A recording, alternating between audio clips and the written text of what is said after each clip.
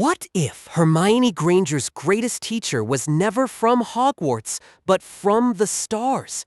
Before she ever stepped into the wizarding world, a blue box crashed into her garden, and the 11th Doctor secretly taught her the one thing magic never could. Some moments in time cannot be changed, only survived. In this story, Hermione doesn't become more powerful than Voldemort. She becomes something far more dangerous. The only witch alive who understands the rules of time itself. So stay till the end, because this story is divided into 7 chapters, and each chapter reveals how Hermione's secret lessons with the Doctor slowly shape the entire battle of Hogwarts. Before we begin, make sure to like, share, and subscribe for more magical what-if stories. Now, let's begin. What if the 11th Doctor secretly raised Hermione? Chapter 1, The Girl Who Kept Notes on Everything. The weight of what must be at 2:14 in the morning, Hermione Granger discovered that the universe was much less tidy than advertised. This annoyed her, not because impossible things were happening. Impossible things, Hermione had already decided, were usually only impossible because adults had not explained them properly. No, what annoyed her was that the impossible thing had arrived in her back garden without warning, without permission, and with absolutely no regard for the rosebushes her mother had spent 3 weekends trying to save. Hermione had not been asleep. She had tried to sleep, of course. She had brushed her teeth, changed into her pajamas, said goodnight to her parents, and turned off her bedside lamp at exactly 10:03 p.m. She had then lain still for 14 minutes and 32 seconds before admitting, honestly and without unnecessary drama, that sleep was not going to happen. The problem was the black hole chapter. The book was a brief history of time, and Hermione had been reading it with the kind of seriousness most children reserved for exams, emergencies, or being told there was only one biscuit left. She had a pencil in one hand, a ruler beside her pillow, and 3 pages of notes already folded into the back cover. She did not understand everything. That was irritating too, but irritating in a useful way. Hermione liked not understanding things, so long as the thing being misunderstood had the decency to remain still long enough to be examined. Confusion, in her opinion, was not a wall. It was a door with a badly labeled handle. You simply had to keep checking the hinges. She had just underlined a sentence for the second time when the garden filled with blue light. It did not flash, it bloomed. A deep, impossible blue spread across her curtains, across the ceiling, across the glass of the framed certificates on her wall. It pulsed once, twice, and then came the sound. V-warp, V-warp, V-warp. Hermione froze, not in fear, in attention. The sound was not mechanical in any normal sense. It had rhythm, but it was not an engine. It had weight, but it did not seem to come from any single direction.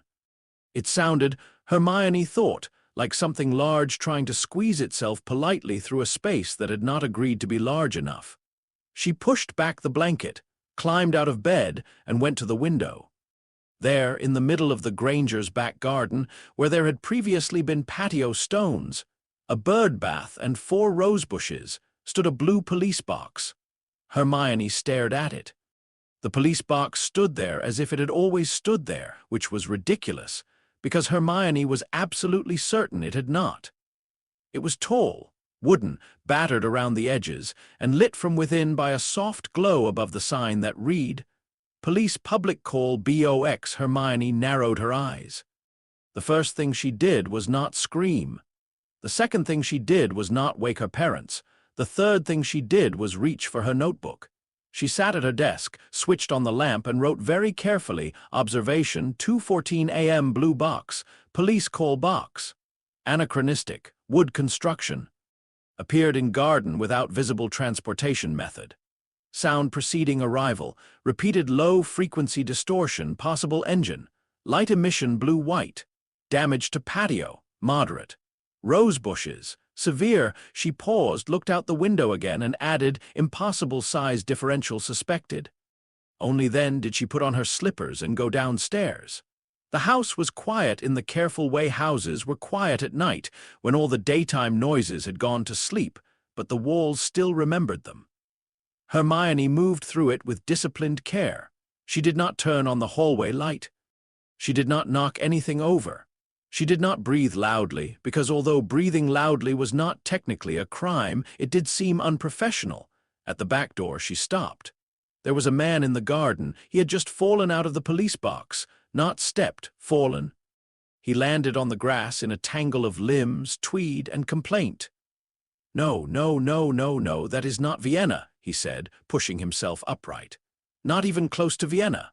Unless Vienna has developed patio furniture, London brickwork, and a worrying number of garden gnomes. Which, knowing Vienna, it might, but unlikely, very unlikely." He brushed grass from his jacket, adjusted his bow tie, then turned in a slow circle. Hermione opened the back door. The man stopped. For one long moment they looked at each other.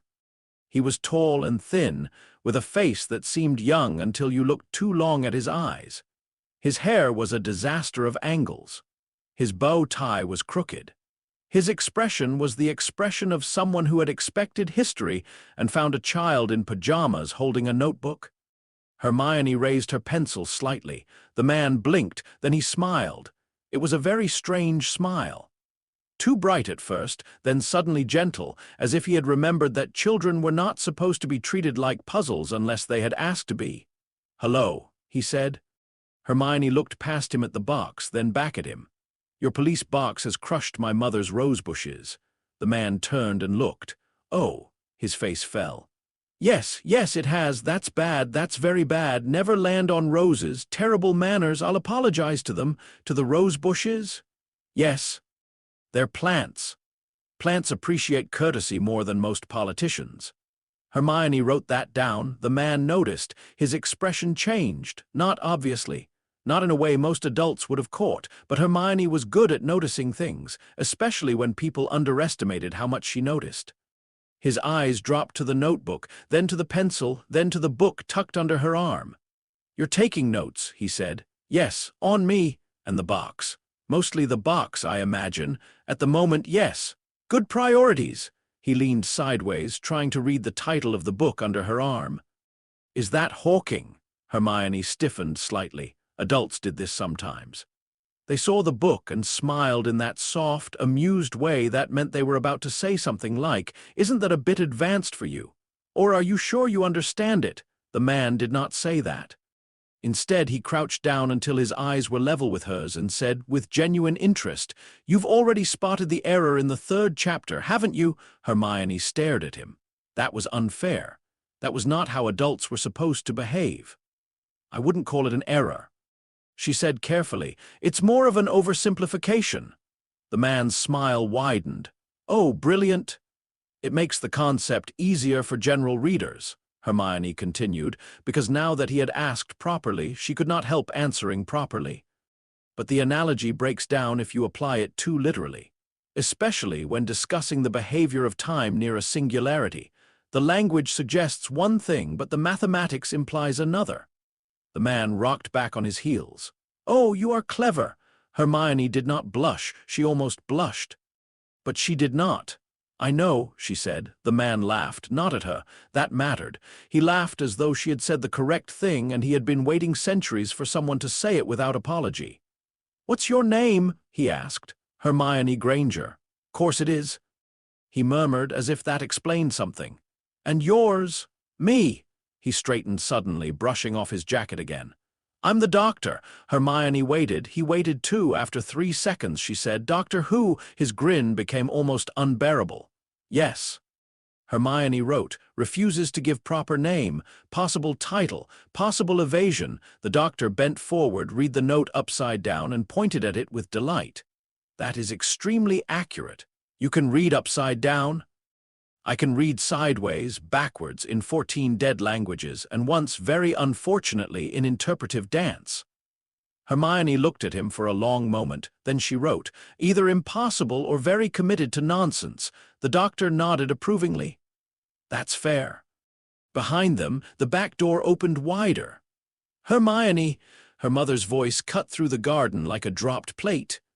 Jean Granger stood in her dressing gown, one hand on the doorframe, staring at the man, the police box, the crushed patio, and her daughter standing calmly in the middle of it all with a notebook.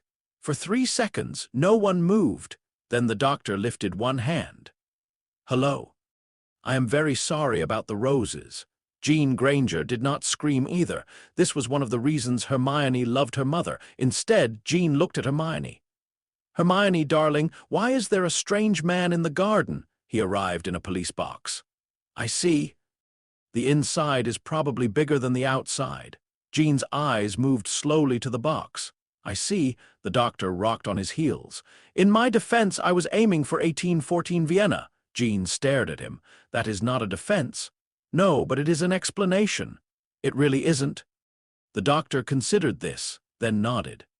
"Strong point." By the time Daniel Granger came downstairs, holding a cricket bat and wearing the expression of a man who had prepared for burglars and found theoretical physics instead, Hermione had already begun asking questions, not ordinary questions. Ordinary questions would have been things like, "Who are you? And where did you come from?" "And is this dangerous?" Hermione asked. "If the police box displaced the patio stones rather than crushing them entirely, does that mean it occupies normal mass after arrival, but not during materialization?" The doctor froze with a biscuit halfway to his mouth. They were in the kitchen now. Jean had made tea. This, Hermione suspected, was not because the situation called for tea, but because her mother believed all situations could be made at least 10% more manageable by putting the kettle on. The doctor had accepted tea, inspected the mug, declared it nearly as important as gravity, and then eaten 3 biscuits in rapid succession. Daniel was sitting opposite him with the cricket bat still within reach. "The mass question," the doctor said slowly, "is complicated." Hermione leaned forward. "How complicated?" "Very. Can you simplify it?" "Yes." "Will you simplify it accurately?" The doctor looked offended, then impressed, then delighted. "Blimey," he said. "You don't let people get away with anything, do you?" "No." "Good." He set the biscuit down with great seriousness. "Right. The box is called the TARDIS, time and relative dimension in space. She does not travel through space like a car or a plane. She travels through the structure underneath space and time, then re-enters where she needs to be." "She?" Hermione asked. "Absolutely she." "Is it alive?" The doctor paused. Hermione noticed the pause. "Yes," he said eventually, "in ways that are hard to explain." "Try." Jean made a small sound into her tea that might have been laughter. The doctor pointed at Hermione. "I like this one." "She gets that from her mother," Daniel said. "No," Jean said. "She gets the persistence from me. The interrogation technique is entirely her own." The doctor smiled into his mug, but his eyes kept returning to Hermione. Not in the way teachers sometimes looked at her when she answered too many questions. Not in the way classmates looked at her when she used words they thought were showing off. He looked at her as though she was not a problem to be managed. He looked at her as though she was a discovery. For Hermione, who had spent most of her young life being praised and corrected in nearly the same breath, this was new enough to be dangerous. The conversation lasted 4 hours. By 3:00 a.m., the doctor had explained the difference between traveling through time and traveling across it, which Hermione understood only in outline and immediately resented. By 3:28 a.m., Hermione had produced a diagram that made the doctor go very quiet for almost a minute. By 3:46 a.m., Daniel had stopped holding the cricket bat. By 4:02 a.m., Jean had decided, without saying it aloud, that the doctor was either the most dangerous man who had ever entered her kitchen or the least threatening lunatic in Britain, and that both possibilities required more tea. By 4:31 a.m., Hermione asked the question that changed everything. "So time has rules." The doctor stopped moving. It was subtle again, but the whole kitchen seemed to shift around the stillness of him. "Yes," he said. Hermione tapped her pencil against the notebook. "Who makes them?" "No one." "That doesn't make sense." "It makes more sense than the alternative. Rules require enforcement." "Human rules do," the doctor said. "School rules, traffic rules, laws about where you can and cannot park a very temperamental time machine. Those rules are invented. Someone writes them down." Someone decides what happens when they're broken. He reached across the table and picked up Hermione's pencil. He held it out between two fingers, then let go. It fell. Hermione watched it hit the table. "Gravity is not that kind of rule," he said softly. "No one is punishing the pencil for floating. No one forces it to fall. Gravity is not a law in the legal sense. It is a description of how reality behaves." Hermione stared at the pencil. The doctor continued, and now his voice was different, still strange, still quick. But underneath it there was something vast and old and careful. "The universe has two kinds of rules, Hermione Granger. The first kind can be bent, broken, negotiated, loopholes found, doors opened, locks picked. Very satisfying, those rules, very dramatic." He leaned back. "The second kind simply are. They don't care what you want. They don't care how clever you are. They aren't cruel. They aren't kind. They are structural. You do not defeat them. You learn how to move with them." Hermione did not write immediately. That was rare. She sat very still, feeling something inside her mind rearrange. All her life, people had told her she cared too much about rules. Teachers liked it when her hand went up, but not always. Children hated it when she corrected them. Adults smiled and said she was very bright, then suggested that perhaps she might try being a little less intense. But the doctor was not telling her rules were good because authority liked obedience. He was saying rules were maps. Some were made by people and could therefore be wrong. Some were woven into reality and could therefore be understood. The difference mattered. Perhaps it mattered more than anything. "How do you tell which rules are which?" she asked. The doctor's face softened. "That," he said, "is the work of a lifetime." Hermione picked up her pencil and wrote it down. The doctor watched her for a moment. Then he said, much more lightly, "Of course, sometimes the best method is poking something with a stick and seeing whether it explodes." Jean coughed sharply. "Hermione will not be poking anything explosive with a stick." "No," Hermione agreed. "I'd use proper equipment." Daniel put his face in his hands. The doctor beamed. At 5:07 a.m., Hermione saw the inside of the TARDIS. It happened by accident. At least, that was what the doctor claimed. The TARDIS door had been left slightly open, and Hermione, who had been raised not to trespass but had also been raised to investigate inconsistencies, stood at the threshold and looked inside. Then she stopped breathing. The police box was not a box. It was a room. No, it was more than a room.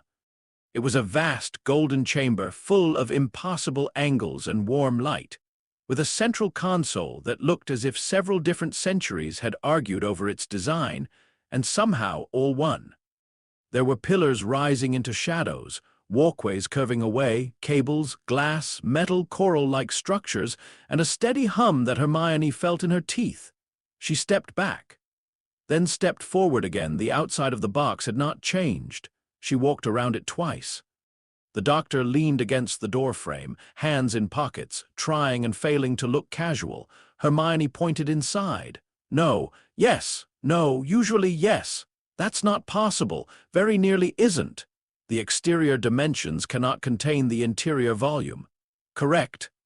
"Then either the interior exists somewhere else, and the doorway creates a bridge, or the exterior is only a dimensional anchor, or..." The doctor's face lit up. "Oh, you are going to be terrifying." Hermione barely heard him. She stood with one hand pressed against the blue wooden frame, staring into the golden, impossible heart of the machine. And for the first time in her life, she understood that the world had been hiding scale from her, not secrets. Scale. It was not that she had been wrong about the universe being rational. That was the astonishing part. The TARDIS did not feel irrational. It felt like mathematics too large for her current mind to hold. It felt like a sentence in a language she had only learned 3 letters of. Hermione did not feel small. She felt unfinished. "What powers it?" she asked. The doctor opened his mouth. Hermione turned sharply, accurately. He closed his mouth. Then he gave her an answer that lasted 12 minutes and contained at least 4 concepts Hermione suspected he had simplified beyond usefulness. She wrote down every word anyway. At some point, the sun began to rise. The first gray light of morning washed over the damaged garden. Birds began their irritatingly cheerful announcements from the rooftops. Somewhere in the house, the central heating clicked on. The doctor noticed before Hermione did. He looked at the sky, then at the TARDIS, and something in his expression shifted again. He was leaving. Hermione hated that she knew it before he said it.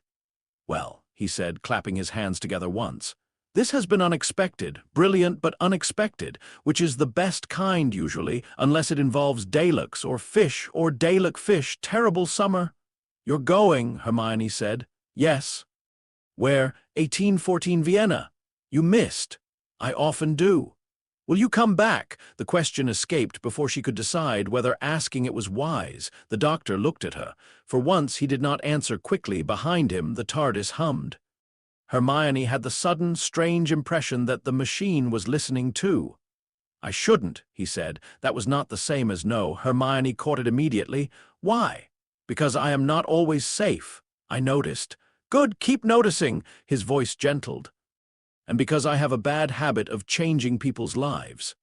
Hermione looked at the TARDIS, then at the crushed rose bushes, then at the notebook in her hand. "I think you already have." The doctor winced. "Yes, that does happen. My parents will want the patio fixed. I can fix the patio." "And the rose bushes. I can apologize to the rose bushes." "Hermione," Jean called from the back door, "let the man leave before you give him chores." The doctor pointed toward the house. "Listen to your mother. Clever woman." Hermione held the notebook against her chest. There were 11 questions she still wanted to ask. No, 12. No, 27. The number was growing, but beneath the questions was something else. A feeling she disliked because it was not easily labeled. The doctor had arrived by accident. He had ruined the garden, eaten biscuits, refused to explain his name, and spoken about reality as though it were something she could learn to read if only she refused to become lazy. He had taken her seriously, not as a child performing cleverness, as a mind. That, Hermione suspected, was the most dangerous thing he had done all night. The doctor stepped into the TARDIS doorway, then he stopped. He turned back to her. "Hermione Granger," he said. She looked up. "The universe keeps track of people like you." She did not know what to say to that. The doctor smiled, but there was something fierce underneath it. "Don't let anyone make you smaller." The doors closed. The blue light on top of the box began to pulse. V-warp, V-warp, V-warp. The TARDIS faded, not vanished. Faded. As though reality was forgetting to include it one layer at a time. Then the garden was empty, mostly. The patio was still cracked. The rose bushes were still flattened. There was a circular patch of grass that glittered faintly with frost, despite the summer air. Hermione stood there until the sound had completely disappeared. Then she opened her notebook and wrote, "Departure approximately 6:18 a.m. TARDIS dematerialization gradual, sound identical to arrival, reversed emotional effect. Unknown destination. Doctor claims Vienna, 1814. Reliability questionable." She paused, then added important. "Rules exist in 2 tiers. Breakable and absolute. Learn the difference." 2 weeks later, the second impossible thing arrived. This one came by owl. Hermione had been at the kitchen table, reorganizing her notes from the doctor's visit into categories. Her parents had, after several intense conversations, settled on the official family explanation that the entire event had been unusual but not immediately actionable. Daniel had wanted to report it to someone. Jean had asked who exactly he intended to call. The police. To report a police box that was bigger inside than outside, the council. To complain about interdimensional patio damage, the government. To explain that a man in a bow tie had landed in their garden, discussed time physics with their daughter, fixed nothing, and left. In the end, they had done what sensible people often do when reality behaves badly. They carried on but watched more carefully. The patio remained cracked. Hermione liked it better that way. It proved something had happened. The owl arrived at 8:43 a.m. It tapped on the kitchen window with the impatient dignity of a creature that had never once considered whether windows were meant for tapping. Jean nearly dropped the marmalade. Daniel stared. Hermione stood up slowly. The owl tapped again. There was a letter tied to its leg. No one spoke while Hermione opened the window. The owl hopped inside, stuck out its leg, and waited. Hermione removed the letter. The envelope was thick, yellowish, and addressed in green ink, Miss H. Granger, the kitchen table, the Granger household, Hampstead, London. Hermione looked at the address, then at the owl, then at her parents. Daniel said, very carefully, "Is this related to the police box?" Hermione had the powerful feeling that the answer was no. She also had the equally powerful feeling that the answer was yes, but only in the sense that lightning and gravity were both related to physics. She opened the envelope. The letter inside began, "Dear Miss Granger, we are pleased to inform you that you have been accepted at Hogwarts School of Witchcraft and Wizardry." Hermione read the sentence once, then again, then a third time because extraordinary claims required verification. Witchcraft, wizardry, magic. Her first feeling was not wonder, it was irritation.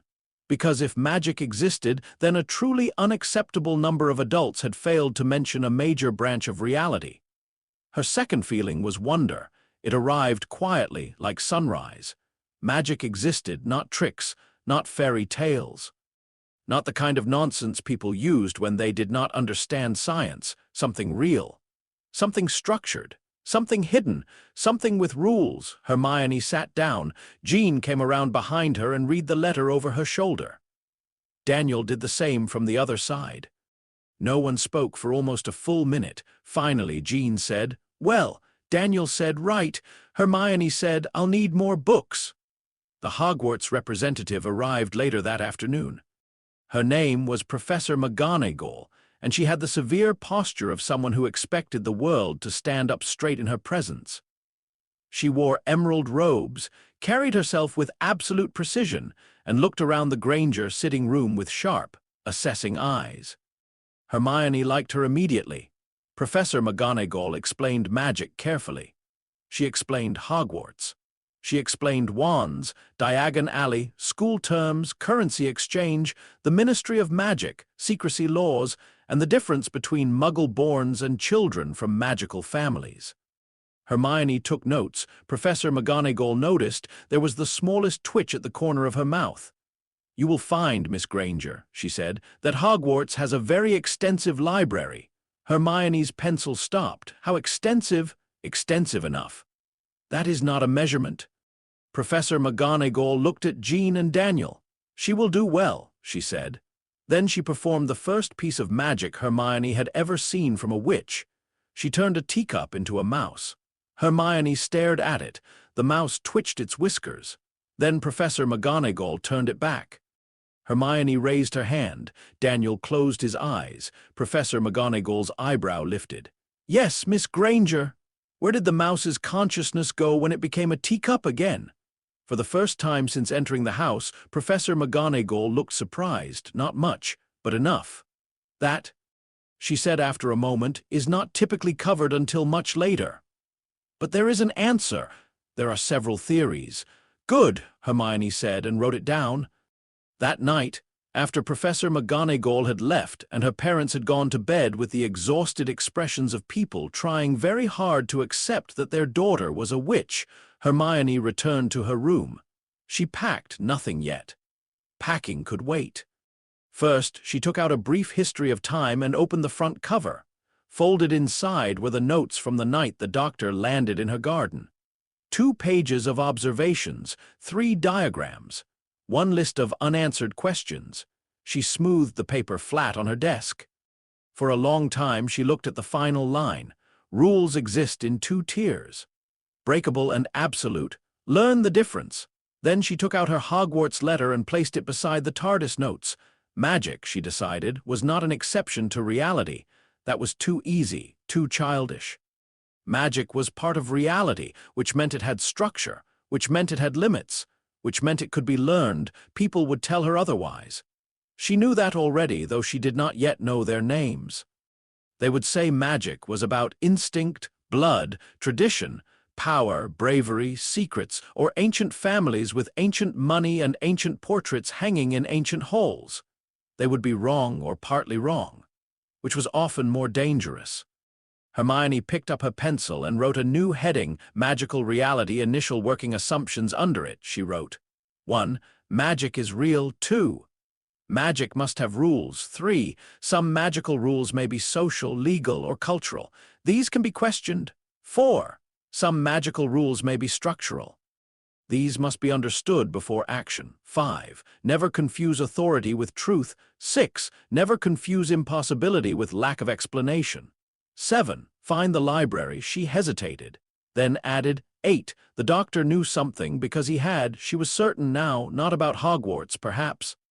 Not about magic specifically, but he had looked at her as if her life had weight. As if the universe had already placed a quiet mark beside her name. The thought should have frightened her. It did a little. But more than that, it made her sit straighter.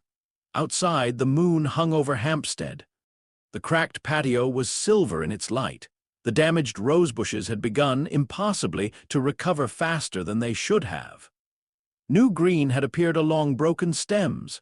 Hermione suspected the doctor had apologized to them after all. She smiled despite herself. Then she opened a fresh page. There was too much to learn to waste time sleeping. By morning she had made a reading plan, a question list for Diagon Alley, a preliminary packing schedule, and a private promise. She would go to Hogwarts. She would learn magic. She would find out which rules were real, which were merely old, and which were waiting for someone clever enough to ask the correct question. And somewhere beyond the ordinary shape of the world, a blue box moved through time, carrying a strange man in a bow tie toward Vienna, or possibly not Vienna at all. Hermione did not know when she would see him again. But she knew, with the certainty of a pencil dropping under gravity, that she would. Some things were too strange to happen only once. And some moments, though she did not yet have the words for it, survived. Chapter 2. What the stars already know. The weight of what must be Hermione Granger arrived at Hogwarts with 3 trunks. The first contained clothes, parchment, quills, shoes, toiletries, and all the normal things a sensible student might require. The second contained books. The third also contained books, because Hermione had learned very early in life that adults often underestimated how many books were necessary for survival. Her mother had tried to suggest that 3 trunks might be excessive. Hermione had replied that entering an entirely hidden branch of reality with insufficient reference material would be irresponsible. Her father had said nothing, mostly because he had been carrying the trunks at the time and looked as though he had already lost the argument physically. Hogwarts, when Hermione first saw it from the lake, was not what she expected. That annoyed her. She had expected to be impressed. She had expected towers, candles, stone corridors, strange portraits, ghosts, staircases, and the general architectural confidence of a school that had been standing longer than most governments. She had not expected to feel, beneath all of that, the same sensation she had felt standing at the door of the TARDIS. Not the same power, not the same scale, but the same kind of hidden structure. Hogwarts did not simply sit on the earth. It seemed to be rooted into it, threaded through with centuries of old magic, old choices, old protections, old mistakes. The castle had weight beyond stone. Hermione sat in the boat, her hands folded tightly in her lap, and stared. Ron Weasley, sitting beside Harry Potter in the boat ahead, whispered something to Chapter 3, the curriculum of chaos, the weight of what must be by Hermione Granger's 6th year. She had learned that Hogwarts had 2 libraries. There was the library everyone could see, rows of shelves, dusty tables, watchful lamps, Madame Pince moving like a vengeful shadow between students who turned pages too loudly, books bound in dragonhide, calfskin, cracked leather, and things Hermione had decided not to identify before breakfast. That was the ordinary library. Then there was the second library, the one that existed underneath the first, not physically. Not exactly.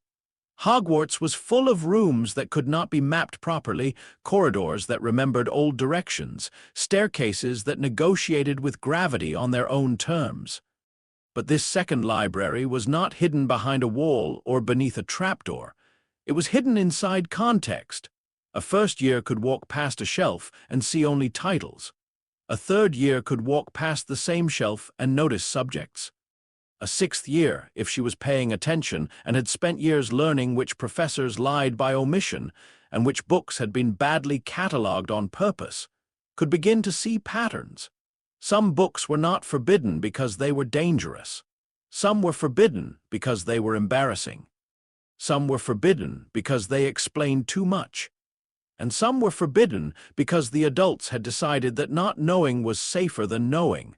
Hermione had never trusted that kind of safety, especially not now. Snow pressed against the high library windows, turning the world beyond the glass into a blurred white silence. The castle was quieter than it had any right to be. Most students had gone home for Christmas. Even the ghosts seemed subdued, drifting through corridors with less theatrical moaning than usual. Hermione sat alone at a table deep in the restricted section, surrounded by 6 open books, 17 pages of notes, 1 cooling cup of tea, and the small piece of paper the doctor had given her at the end of 5th year. The paper was still unreadable, mostly. That was the unbearable part. 6 months earlier, the symbols had looked completely alien. Not merely foreign, but wrong to human sight, curves inside angles, circles that seemed to turn inward, marks that shifted slightly when she was tired. Gallifreyan writing did not behave like normal writing. It did not sit obediently on the page and wait to be decoded. It resisted. Not like an enemy, like a locked door that wanted to know whether she deserved the key. Hermione had tried everything. Pattern analysis, comparative symbology, arithmetic substitution, ancient runes cross-referencing, wand-assisted illumination, mirror inversion. She had even borrowed 3 books on magical linguistics from Professor Babbling and returned them with such aggressive punctuality that the professor had looked mildly frightened. Now, after months of work, Hermione could almost feel the sentence. Not read it, feel it. There were 4 units of meaning. That much she knew. The first symbol was not a word exactly, but an anchor. The second contained tense, but not past or future in any normal sense. The third felt like continuity. The fourth resisted her completely. She rubbed her eyes. "You are being deliberately unhelpful," she muttered to the paper. The paper did not respond. This was probably for the best. Hermione leaned back, listening to the castle breathe around her. It was the 3rd night of Christmas break. Harry had gone to the Burrow with Ron. Ginny was there too. Hermione had been invited, of course. Mrs. Weasley had made it very clear that she was always welcome. Hermione had lied, not cruelly, not carelessly, but deliberately. She had said she needed time to finish an advanced arithmancy project and that her parents were visiting relatives for several days, which was partly true if one interpreted relatives broadly and ignored the fact that Hermione had encouraged them to go. The real reason she stayed was simple. The war had begun to take shape, not fully, not openly, but its outline was there. Dumbledore was hunting something. Harry was being prepared for something. Voldemort was moving behind the world like a storm behind hills. Draco Malfoy was pale and twitching in corridors, carrying secrets heavier than his shoulders. And Hermione, who had spent 5 years surviving impossible things, had developed a terrible suspicion. They were improvising, all of them, even Dumbledore. Especially Dumbledore. He had knowledge, yes. Experience. Plans layered beneath plans. But the closer Hermione looked, the more she saw gaps where certainty should have been. Too many questions were being answered with trust. Too many dangers were being met with courage. Courage was important, but Hermione had never believed courage was a substitute for method. Somewhere in the middle of all this was a word she had recently learned from Harry, Horcrux. Even thinking it made the air feel colder. A piece of soul hidden outside the body. A method of immortality created through murder. A magical violation so obscene that even the book seemed reluctant to describe it clearly. Hermione had found references. Fragments. Warnings. Not instructions, never full instructions, but enough to understand the shape of the horror. And the more she read, the more professionally offended she became. Because the magical texts described Horcruxes as if they were only dark artifacts, as if the problem was moral, as if ripping the soul apart was terrible because it was evil. It was evil, obviously. But Hermione suspected that was not the whole problem. Somewhere beneath the morality there was structure. The doctor had taught her to look for that. At precisely 1:03 a.m., the temperature dropped. Hermione stopped breathing. The candle flames leaned sideways. A soft smell of ozone threaded through the restricted section. Then, between the shelves labeled Advanced Binding Rituals and Transfiguration Accidents of the 13th Century, the blue box appeared. V-Werp, V-Werp, V-Werp. This time it did not crash. It arrived with almost insulting grace, settling into existence as if the library had been built around it. Hermione closed her eyes for 1 second. When she opened them, the door swung inward. The doctor stepped out wearing a fez. Hermione stared at him. He stared back. "No," she said. The doctor looked upward at the fez as if he had forgotten it was there. "It's festive. It's distracting. It's charming. It's red. Red can be charming. You look like an escaped Christmas decoration." The doctor considered this, then removed the fez and tossed it back into the TARDIS. "Fine, no fez. Difficult audience." Hermione stood for a moment. Neither of them spoke. It had been months since she had seen him. Before that, almost a year. Before that, not since 3rd year, his visits were never predictable. They came like strange punctuation marks in the sentence of her life, rare, impossible, and impossible to ignore. "You look tired," the doctor said. "So do you." "I always look tired. I'm very old." "You look 12 when you're excited." "That is also true." His eyes moved over the table. "The books, the notes, the Gallifreyan paper." Then his expression changed. The nonsense went quiet. "You're close," he said. Hermione folded her arms. "Close to what?" "To reading it. You knew I would try. I was counting on it." "That is not the same as teaching me." "No," his voice softened. "It isn't." Hermione wanted to be angry about that. She had been angry sometimes. During 5th year, especially after the Department of Mysteries, after Sirius, after the long hospital wing silences and Harry's grief hanging around him like smoke.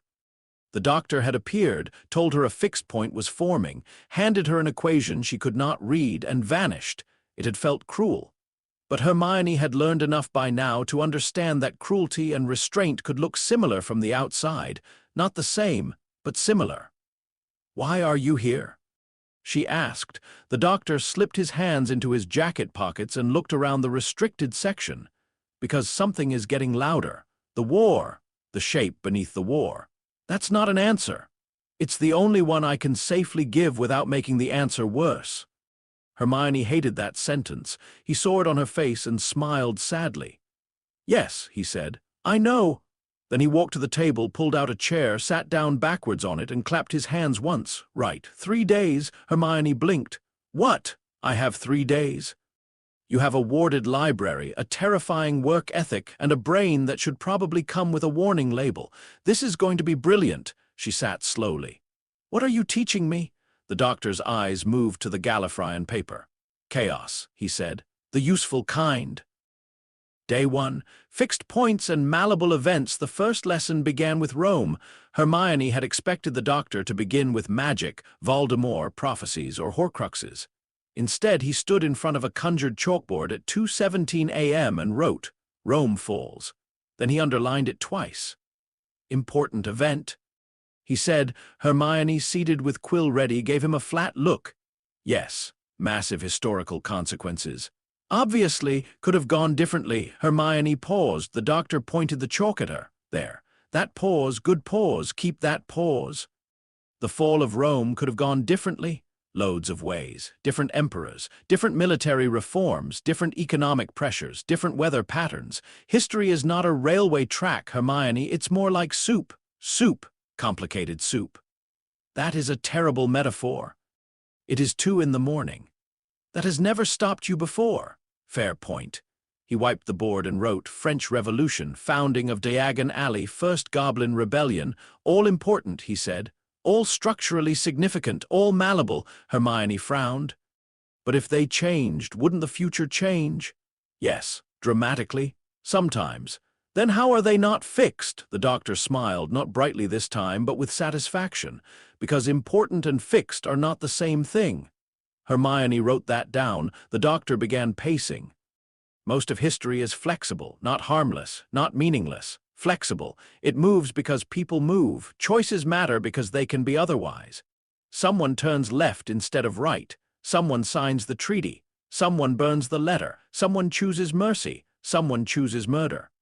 The river changes course. He stopped pacing. But fixed points are different. The candle flames went still. Hermione noticed, she always noticed, the doctor did not touch the chalkboard this time. He looked at it as though seeing something far beyond the stone walls of Hogwarts. A fixed point is not an important event that got promoted. It is not destiny in a crown. It is not a prophecy showing off. A fixed point is an event so deeply threaded into the causal structure of what follows that removing it does not create a different history. His voice lowered. It creates a wound. Hermione's quill stopped moving. What kind of wound? The kind reality tries to close. How? Badly. The word landed harder than Hermione expected. The doctor turned back to the board and drew a line. Then he drew dozens of smaller lines branching from it. Normal history. He said, choices, possibilities, variation. He tapped one branch. Here someone wins, another. Here someone loses. Another. Here, someone never goes to the battle at all because they wake up with a cold and decide heroism can wait until Tuesday. Despite herself, Hermione almost smiled. Then the doctor drew a thick black point across every line. The point did not branch, it cut through everything. This is a fixed point. Hermione stared at the board. All roads lead there. Not all roads, that's too simple. More like, he searched for the phrase. Reality keeps rebuilding the roads until they do. That sounds like destiny. It isn't. It sounds exactly like destiny. Destiny is a story word. Fixed point is a physics word. Hermione looked at him carefully. You say that like stories are dangerous. The doctor's face changed. For a fraction of a second, he looked old enough that Hermione's chest tightened. Stories are wonderful, he said quietly. Right up until someone decides people inside them don't matter because the ending does. Hermione did not write that down. She remembered it instead. The doctor continued. Try to prevent a fixed point and the universe routes around you, not magically, not consciously, structurally. Push from one side and events push back. Your broom snaps, your spell misfires, someone arrives early, someone leaves late. The message goes missing, the door jams. The person you saved walks into another death 5 minutes later because you saved them from the wrong part of the pattern. That's horrible. Yes, can fixed points be survived? Sometimes, can they be changed? No. The answer came too quickly, too absolute. Hermione looked down at her notes. There it was again. The second category of rule, not punishable, not negotiable, structural. She wrote, fixed points are not protected by magic. They are protected by math. The doctor saw the sentence and smiled without happiness. Exactly. The lesson went on until dawn. They discussed paradoxes in theory first, then in controlled examples. Then in examples the doctor refused to explain fully because, in his words, some disasters are rude enough to become contagious when described. Hermione learned that time did not behave like a corridor, no matter how much humans wanted it to. She learned that events could be personally devastating and temporally minor, or historically enormous and still malleable. She learned that prophecy, if real, might not be prediction in the mystical sense at all. It might be measurement. By sunrise, her hand ached from writing. The doctor leaned over her notes and nodded. Good. That is all you have to say. You've written 34 pages. 32. 34 if you count the margins. I always count the margins. Exactly. Good. Hermione looked toward the windows. Snow glowed blue-white against the glass. Is the war a fixed point? The doctor did not answer immediately. That was answer enough. Parts of it, he said at last. Hermione swallowed. Which parts? If I tell you too much now, you may try to avoid the wrong thing. I'm not stupid. I know, that's why it's dangerous. She hated him a little for that, not much, but enough. The doctor stood, stretched, and walked toward the TARDIS. Sleep, he said. I need to organize these notes. Sleep first. I'm not tired, Hermione. She looked up. The doctor's voice had gone very soft. Your brain is not a machine. Stop treating it like one, or one day it will believe you. That struck closer than she liked. He disappeared into the TARDIS. Hermione sat alone for 10 minutes, just to prove she could. Then she went to sleep. Day 2. Horcruxes as temporal paradoxes, the second day began badly. Hermione woke after 4 hours with her face pressed against an open book, and the word causality imprinted faintly on her cheek. She washed, changed, ate toast in the Great Hall while Professor Flitwick cheerfully discussed Christmas decorations with a suit of armor, and returned to the restricted section before noon. The doctor was already there. This time, he was not pacing. He was sitting at the table with one of Hermione's Horcrux references open in front of him. The book was called Fragments of the Self, a study of extreme soul magic. It was one of the less useless texts Hermione had found, which was not saying much. Most books on Horcruxes either refused to explain anything important or became so morally outraged that they forgot to be informative. The doctor did not look amused now. He looked still, dangerously still. "Hermione," he said, "tell me everything you know about Horcruxes." She sat across from him. "You already read the book. I want your version," so she told him. She explained what little Slughorn had revealed in the memory Harry was still trying to retrieve properly. She explained the theory. Murder as the act that damaged the soul, a spell to tear the fragment free, an object used as a container, immortality achieved by anchoring a piece of self outside the body. She explained the diary, the ring, the possibility of more. She did not say Harry's name. Not at first. The doctor listened without interruption. That worried her more than questions would have. When she finished, the silence in the library seemed to have grown teeth. The doctor closed the book gently. "That," he said, "is not just dark magic." Hermione's throat felt dry. "What is it?" His eyes lifted to hers. A violation of temporal continuity. Hermione's fingers tightened around her quill. The doctor stood and began to pace, but not like yesterday. Yesterday he had moved like a teacher. Today he moved like someone walking around the edge of a pit. "Consciousness is continuity," he said. "Not in the sentimental sense, in the structural sense. A person is not just a body or a memory or a soul, depending on which vocabulary you prefer.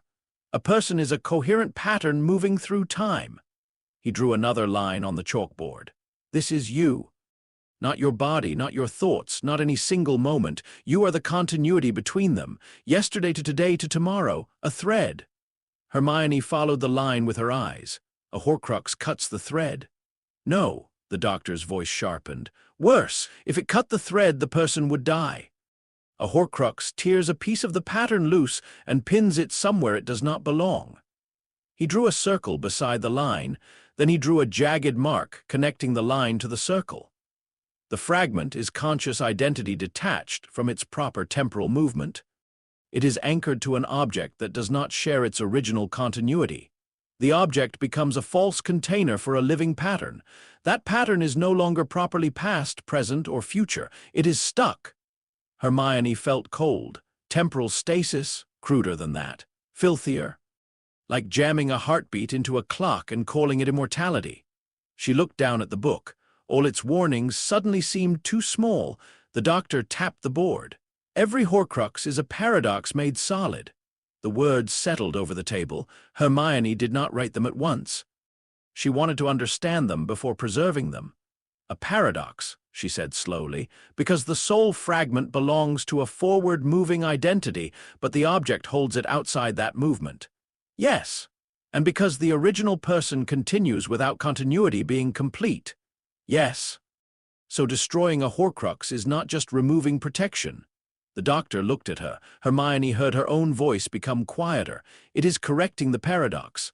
For the first time all day, the doctor smiled. There was pride in it, also grief. "Exactly." Hermione wrote it down. "Then the consequences hit her. If Horcruxes are paradoxes," she said, "then the universe wants them gone." The doctor nodded once. "Reality dislikes knots." "Dislikes?" Violently, Hermione stood so quickly her chair scraped against the floor. "Then we are not fighting uphill." "No. We've been thinking of Voldemort as someone who has made himself harder to kill." "He has. But structurally, he has made himself unstable." Hermione pressed both hands to the table. The restricted section seemed suddenly too small to contain the idea. Voldemort had not conquered death. He had damaged his own continuity so severely that reality itself had begun leaning toward correction. All those years, all that terror, all that careful mythology around his name and beneath it, from the Doctor's perspective, he was not eternal. He was badly assembled. Hermione almost laughed. Then she remembered the diary, Ginny pale and dying in the Chamber of Secrets, Harry with a basilisk fang in his arm, the ring that had cursed Dumbledore's hand. The darkness around the locket none of them had yet found but which she somehow already feared. No, it was not funny. A paradox could still kill you. A collapsing building was structurally unsound too. That did not make it harmless. The one inside Harry, the Doctor said. Hermione went completely still. She had not said Harry's name. The Doctor's eyes were very old. "I wondered if you knew," he said. "I don't know," she whispered. "But you suspect."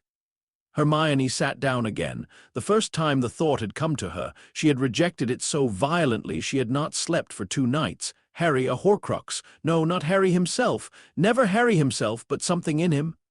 Something placed there the night his parents died.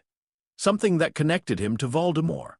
Something that explained the visions, the pain, the parseltongue, the terrible intimacy of his scar. She had not told Ron, she had not told Harry, she had not told herself properly. Now the Doctor had spoken it aloud, and the library felt changed forever. "If it's true," Hermione said, each word careful, "then destroying all the Horcruxes means—" Her voice failed. "Yes," the Doctor said. "No, Hermione, no." She stood again, knocking the chair over this time. "No. There has to be another way. If it is a paradox, then it can be corrected without killing him. There must be a mechanism, a separation ritual, a temporal extraction, something." The Doctor did not interrupt. That made it worse. Hermione paced now, fast and furious. "The fragment isn't him. It's attached to him. If the object can be destroyed while preserving surrounding material in some cases, then a living host should be more complex, but not impossible. Basilisk venom destroys the container because it is magically destructive, but if the goal is paradox resolution rather than physical destruction— Hermione! Don't! Hermione! She stopped. The Doctor was standing by the chalkboard, his hands at his sides. "The fragment inside Harry is different. Obviously it's different. Listen." She did not want to, but she did. "A fragment of conscious identity tethered to an object is unstable. A fragment tethered to a living body is worse. A fragment tethered to a living body that the timeline has already designated as a fixed-point survivor." He stopped. Hermione stopped breathing. The Gallifreyan paper lay on the table between them. 4 unreadable words, almost readable, almost. "What did you say?" she asked. The Doctor's voice was careful now. "Harry's survival is not ordinary." The room tilted. "You're saying he survives." "I am saying the timeline around him has a fixed quality." "No, say it plainly. Hermione, say it plainly." The Doctor held her gaze.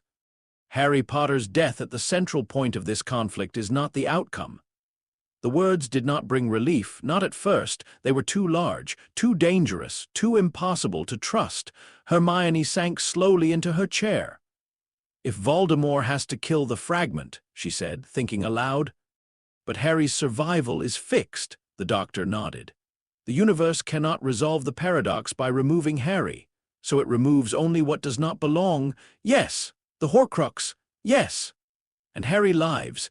The Doctor said nothing. Hermione looked at the Gallifreyan paper. Her hands trembled, not much. But enough. She reached for it. The symbols shifted beneath her eyes. For 6 months they had resisted her. Curved away from meaning, refused translation. Now, after 2 days of lessons and 1 impossible truth, the sentence opened, not dramatically, not with light. It simply became understandable. 4 words. Hermione stared. This moment survives. She did not ask which moment. She knew. The library blurred. She put one hand over her mouth and closed her eyes. Harry would live, not safely, not easily, not without fear. But the outcome was there, written into the deep structure of things. This moment survives. The Doctor sat beside her and said nothing. For that, Hermione was grateful. because if he had tried to comfort her too quickly, she might have broken something. After a long time, she opened her eyes. "If I tell him," she said, "does that change it?" The doctor's silence answered before his words did. "It might." Hermione's face hardened. "Explain." "Fixed points require authentic action from the people inside them. Not always, not in every case, but often. Especially when sacrifice is involved. Especially when protection depends on intent." Lily Potter. Yes, she chose to die. Yes. If she had known exactly how the protection would work, it might not have worked the same way. Hermione's stomach twisted, and Harry, the doctor's voice was gentle, which made it worse. If his survival depends on him walking into death willingly, then he must believe death is possible. Hermione stood again, but slowly this time, so I can know he lives. Yes, but I cannot tell him. No, she laughed once. It was not a happy sound. That is cruel. Yes. Necessary? Yes. She turned away from him and faced the window. Snow fell beyond the glass, soft and indifferent. For years, Hermione had fought beside Harry. She had followed him through trapdoors, into forests, into chambers, into mysteries and disasters and dangers adults had failed to prevent. She had worried over him, shouted at him, protected him from himself when possible, and followed him when not. Now she had been handed the one piece of knowledge that could spare him the worst fear of his life, and she would have to keep it from him, because the fear mattered, because his choice had to be real, because love, apparently, was not always the act of removing pain. Sometimes love was standing beside someone and allowing them to believe they were walking alone because the universe required their courage untouched. Hermione hated it. She understood it. That made her hate it more. Day 3. The smallest necessary change on the third day, the doctor made no chalkboard, no dramatic diagrams, no big declarations. He brought 2 cups of tea from somewhere inside the TARDIS and placed one in front of Hermione. She looked at it suspiciously. "Is this safe?" "It's tea." "Your tea." "Mostly tea." "That is not reassuring. It has restorative properties." "Define restorative." "It will help with exhaustion, headache, magical strain, and mild existential horror." Hermione took the cup. I hate that mild is doing work in that sentence. The doctor sat opposite her. For a while they drank in silence. The library was warmer today. Snow still covered the windows, but daylight reached through it in pale sheets. Somewhere beyond the restricted section, a house elf was humming a Christmas carol very badly. Hermione's notes lay stacked beside her. 32 pages from day 1, 28 from day 2. 1 page from the translated equation. At the top of that page she had written, "Knowledge is not permission." The doctor had seen it. He had not commented. Today he folded his hands on the table. "The temptation," he said, "when you understand fixed points, is to do nothing." Hermione looked up. "To assume the outcome will happen anyway? Yes, that would be stupid. Many clever people are stupid in very specific ways." She accepted that. The doctor continued, "The destination may be fixed, the cost is not." Hermione's fingers tightened around the cup. He had found the wound exactly. "People can still die unnecessarily," she said. "Yes. Things can still go worse." "Yes. So what is the point of knowing?" "To reduce the damage." The answer was immediate, simple, unkind in its simplicity. The doctor leaned forward. "When navigating toward a fixed point, you are not trying to force the ending. The ending has weight already. You are trying to avoid adding chaos that increases the cost. Then why intervene at all? Because not all chaos is equal." He reached into his jacket and pulled out a small metal object. It looked like a compass made by someone who had heard of circles but distrusted them. The needle spun in 3 directions at once. "This," he said, "is useless." Hermione blinked. "What is it?" "A thing I made in Venice." "Useless." "But illustrative." He placed it on the table. "If I hit it with a hammer, I change it." "Obviously." "If I breathe on it, I also change it." "Less obviously, but yes." "If I set the table on fire, doctor, big change, dramatic, unpredictable, lots of screaming." "Possibly sprinklers, depending on the century." "Hogwarts does not have sprinklers. It should, but that's not the point." He tapped the spinning needle gently with 1 finger. It slowed, then aligned. One small touch, he said. Correct place, correct time, the whole system stabilizes. Hermione stared at the object. The smallest necessary change. The doctor's eyes gleamed. Yes, she wrote it down. He smiled faintly. I wondered when you'd name it. I named it. You just did. That made her pause. For some reason, that mattered. The lesson became practical. Not practical in the sense of spells or weapons. The doctor did not teach her how to fight. He never had. He was, in his own strange way, very careful about the difference between giving someone knowledge and turning them into a weapon. Instead, he taught her pressure points. Moments where events became unusually sensitive.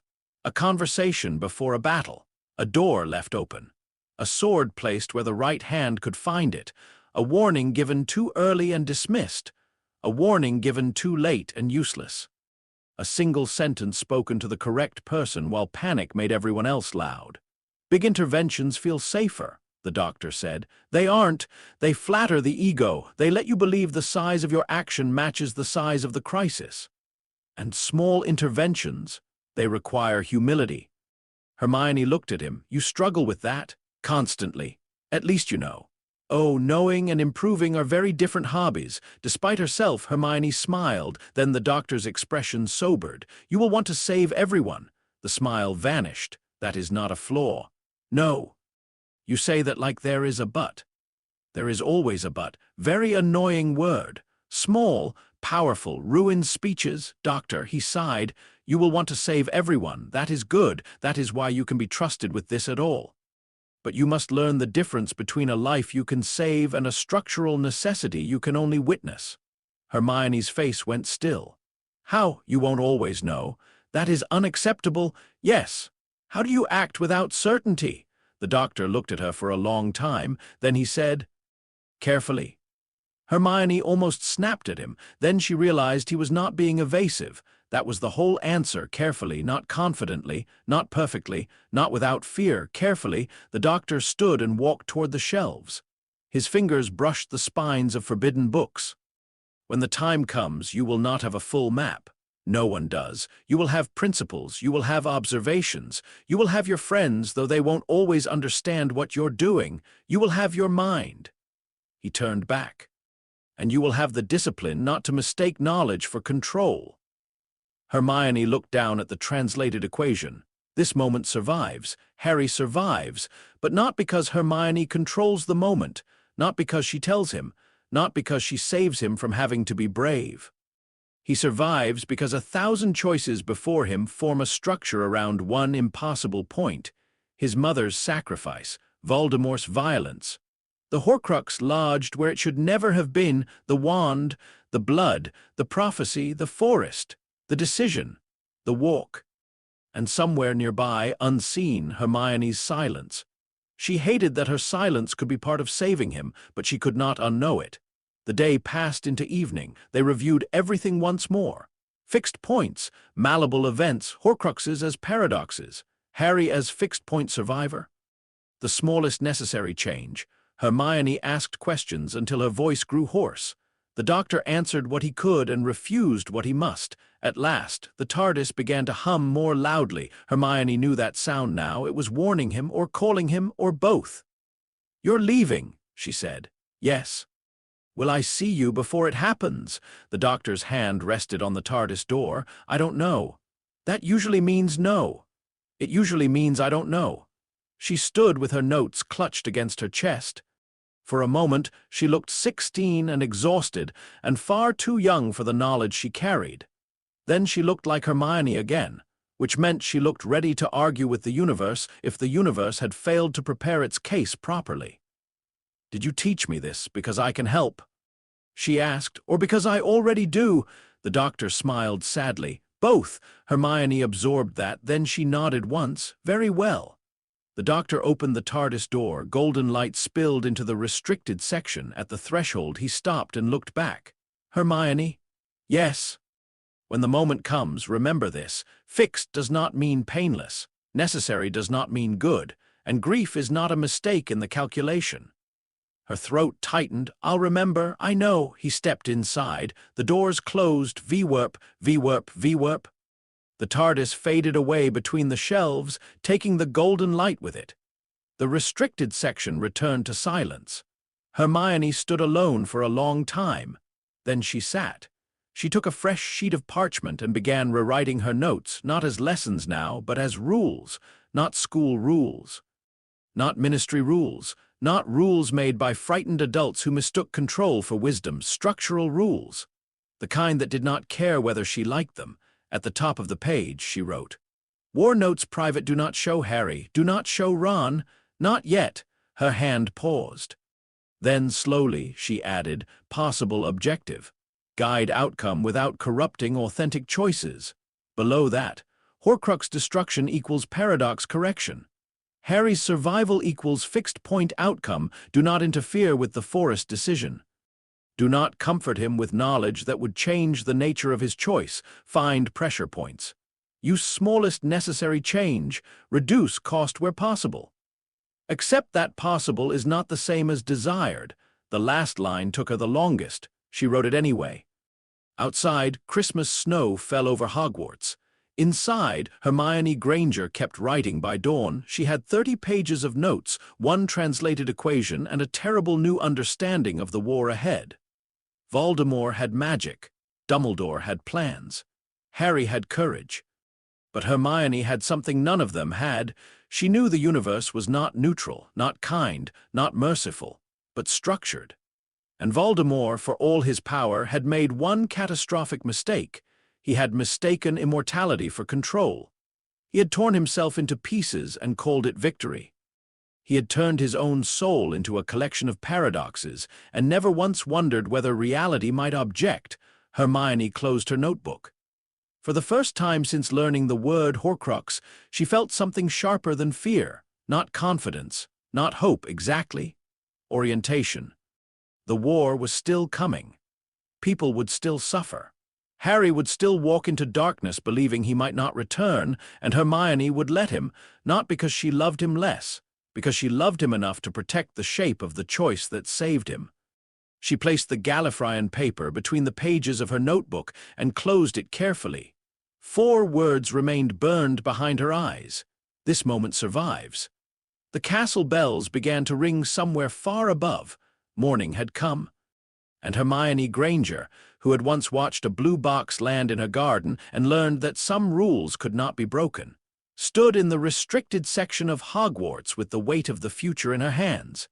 Then she gathered her books. There was work to do. Chapter 4, The Trap That Builds Itself. The weight of what must be the Battle of Hogwarts did not begin as a battle. Not to Hermione. To everyone else, it began with alarms, running feet, raised wands, shouted orders, and the terrible knowledge that Voldemort was coming. To Hermione Granger, it began as pressure. She felt it before she understood it. A tightening in the air, a wrongness pressing against the walls of the castle, not magical wrongness. Not exactly. Hogwarts was full of magic, tonight old wards waking, portraits shouting warnings, suits of armor stepping down from their plinths, staircases locking themselves into defensive positions. The whole castle seemed to rise like some ancient beast disturbed from sleep. But beneath that, deeper than spellwork, Hermione felt the shape of time pulling inward. The future was narrowing. She stood in the corridor outside the great hall, wand in one hand, beaded bag against her hip.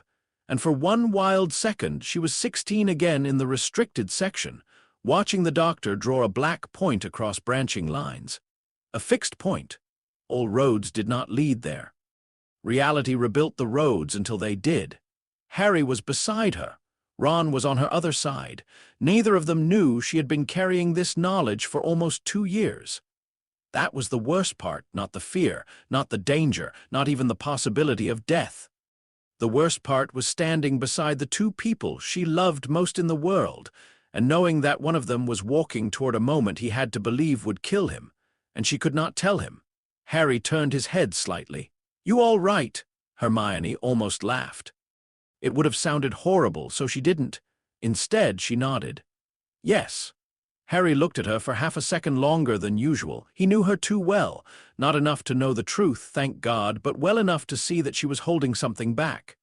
Harry had always been better at noticing pain than he admitted. He noticed it because he expected it, because the world had trained him to. Hermione hated the world for that. Ron shifted beside her, gripping his wand hard enough that his knuckles were pale. "Brilliant," he muttered. "Absolutely brilliant. Battle in a castle, Death Eaters outside, giant spiders probably waiting somewhere because apparently the world hates me personally." Hermione looked at him. "Ron." "What?" "If we survive this, I am going to remind you that you complained about spiders during a historic magical siege." "When we survive this," Ron said. The correction was automatic. It struck her harder than he could have known. "When, not if." Ron said it because he was brave in a loud, stubborn, terrified way. Hermione knew something else. Something colder. Something mathematical. Harry survived. Ron might. She might. The fixed point guaranteed an outcome, not mercy. Professor McGonagall's voice cut through the corridor like a blade. "Potter, Granger, Weasley," they turned. McGonagall strode toward them with her robes snapping behind her, her face pale but steady. Behind her, teachers moved with grim purpose. Flitwick was muttering charms under his breath. Sprout had dirt on her sleeves and murder in her eyes. Slughorn looked frightened and determined, which Hermione respected more than she expected. "You three," McGonagall said, "had better be doing something important." Harry met her gaze. "We are." McGonagall looked at him, then at Ron, then at Hermione. Something passed across her face. Not understanding. Not exactly. More like recognition of the fact that children she had taught were no longer children in any useful way. "Then do it quickly," she said. She moved away. The battle began to arrange itself. That was the only way Hermione could think of it. People believed battles were chaos, and they were on the surface. Panic, noise, spells, bodies, smoke, stone, screams. But underneath chaos there were patterns. Human patterns. Magical patterns. Structural patterns. Tonight Hermione could see too many of them, not clearly, not like prophecy. Never like prophecy. It was more like standing in fast water and feeling the current against her legs. There were directions things wanted to move, places where the flow accelerated, places where one small obstacle might divert everything, pressure points. The doctor's voice lived in her memory. Big actions create unpredictable ripples. Small, precise, correctly timed actions do not. She had thought she understood him. She had not until now. Because now the small actions had faces. The first pressure point came in the room of requirement. They were already exhausted by the time they reached it. The night had become a series of impossible movements. Through corridors, up staircases, past students carrying injured friends, past suits of armor marching toward shattered walls, past the sound of explosions so deep they seemed to come from the bones of the castle. The diadem, Ravenclaw's lost diadem, another Horcrux, another paradox. Hermione could feel it before they saw it, not as magic, as wrongness. The room of requirement had become a cathedral of abandoned things, towers of broken furniture, cracked mirrors, rusted cages, old books, chipped statues, bottles, trunks, portraits, instruments, and thousands of secrets people had hidden because they believed hiding was the same as solving. Harry led them through the maze, focused and pale. Ron followed close behind. Hermione held her wand up, light spilling over heaps of forgotten objects. Then she felt it, a shift, a tiny tightening of possibility. She stopped. Ron nearly walked into her. "Hermione," she did not answer. Ahead, Harry turned left. Draco Malfoy stepped out from behind a tower of broken desks. Crabbe and Goyle were with him. Everything happened at once, shouts, wands raised, accusations, fear. Malfoy looked terrible. Not in the smug, polished way he had looked terrible for years, but truly terrible, thin, gray-faced, frightened past arrogance. His wand shook. Crabbe did not shake. That was the problem. Hermione looked at him and felt the timeline tighten like a wire. There, the wrong thing was not Malfoy. The wrong thing was not even the confrontation. It was Crabbe's hand. His wand was angled too low. His eyes were too bright. He had the expression of someone who had learned a dangerous spell and mistaken it for strength. Fiendfire, Hermione knew before he cast it. Her first instinct was to stop him, stun him, disarm him. Anything But the moment her wand twitched, the pressure shifted violently. No, not that. If she stopped Crabbe too early, the chain changed. The diadem might remain hidden, the fire might never reach it. The Horcrux might survive the battle and vanish into the ruins. The paradox wanted correction. The universe was not kind, it was efficient. Crabbe snarled something, Hermione moved, but not toward him, toward Ron. She slammed her shoulder into him just as a curse flew past where his head had been. "Oi, duck!" Then Crabbe cast the spell. Fire burst from his wand, not normal fire, living fire. It roared into the room as animals, serpents, dragons, chimeras made of flame and hunger. The heat struck Hermione's face so hard her eyes watered. Towers of junk caught instantly. Shadows leapt huge against the walls. The room became an oven. Ron swore. Harry shouted something Hermione could not hear over the roar. Malfoy screamed. The fire spread too quickly. Of course it did. Fiend fire was cursed fire. Uncontrolled, vicious, devouring, it did not simply burn, it hunted. Hermione ran not blindly, never blindly, her heart hammered. Smoke clawed at her throat. Her skin prickled with heat. But her mind, trained by years of terror and books and the doctor's impossible lessons, searched for the smallest necessary change. The diadem had to be destroyed. Harry had to survive. Ron had to survive. Malfoy could not die here. That last realization struck her with sharp clarity.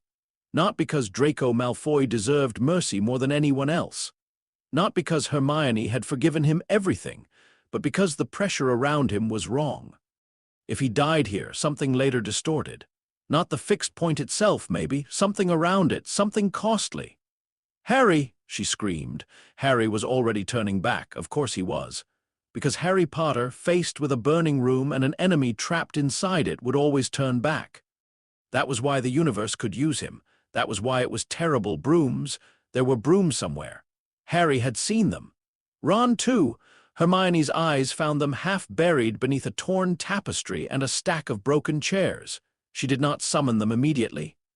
A summoning charm across fiendfire could send them spinning into flames. Timing, one breath.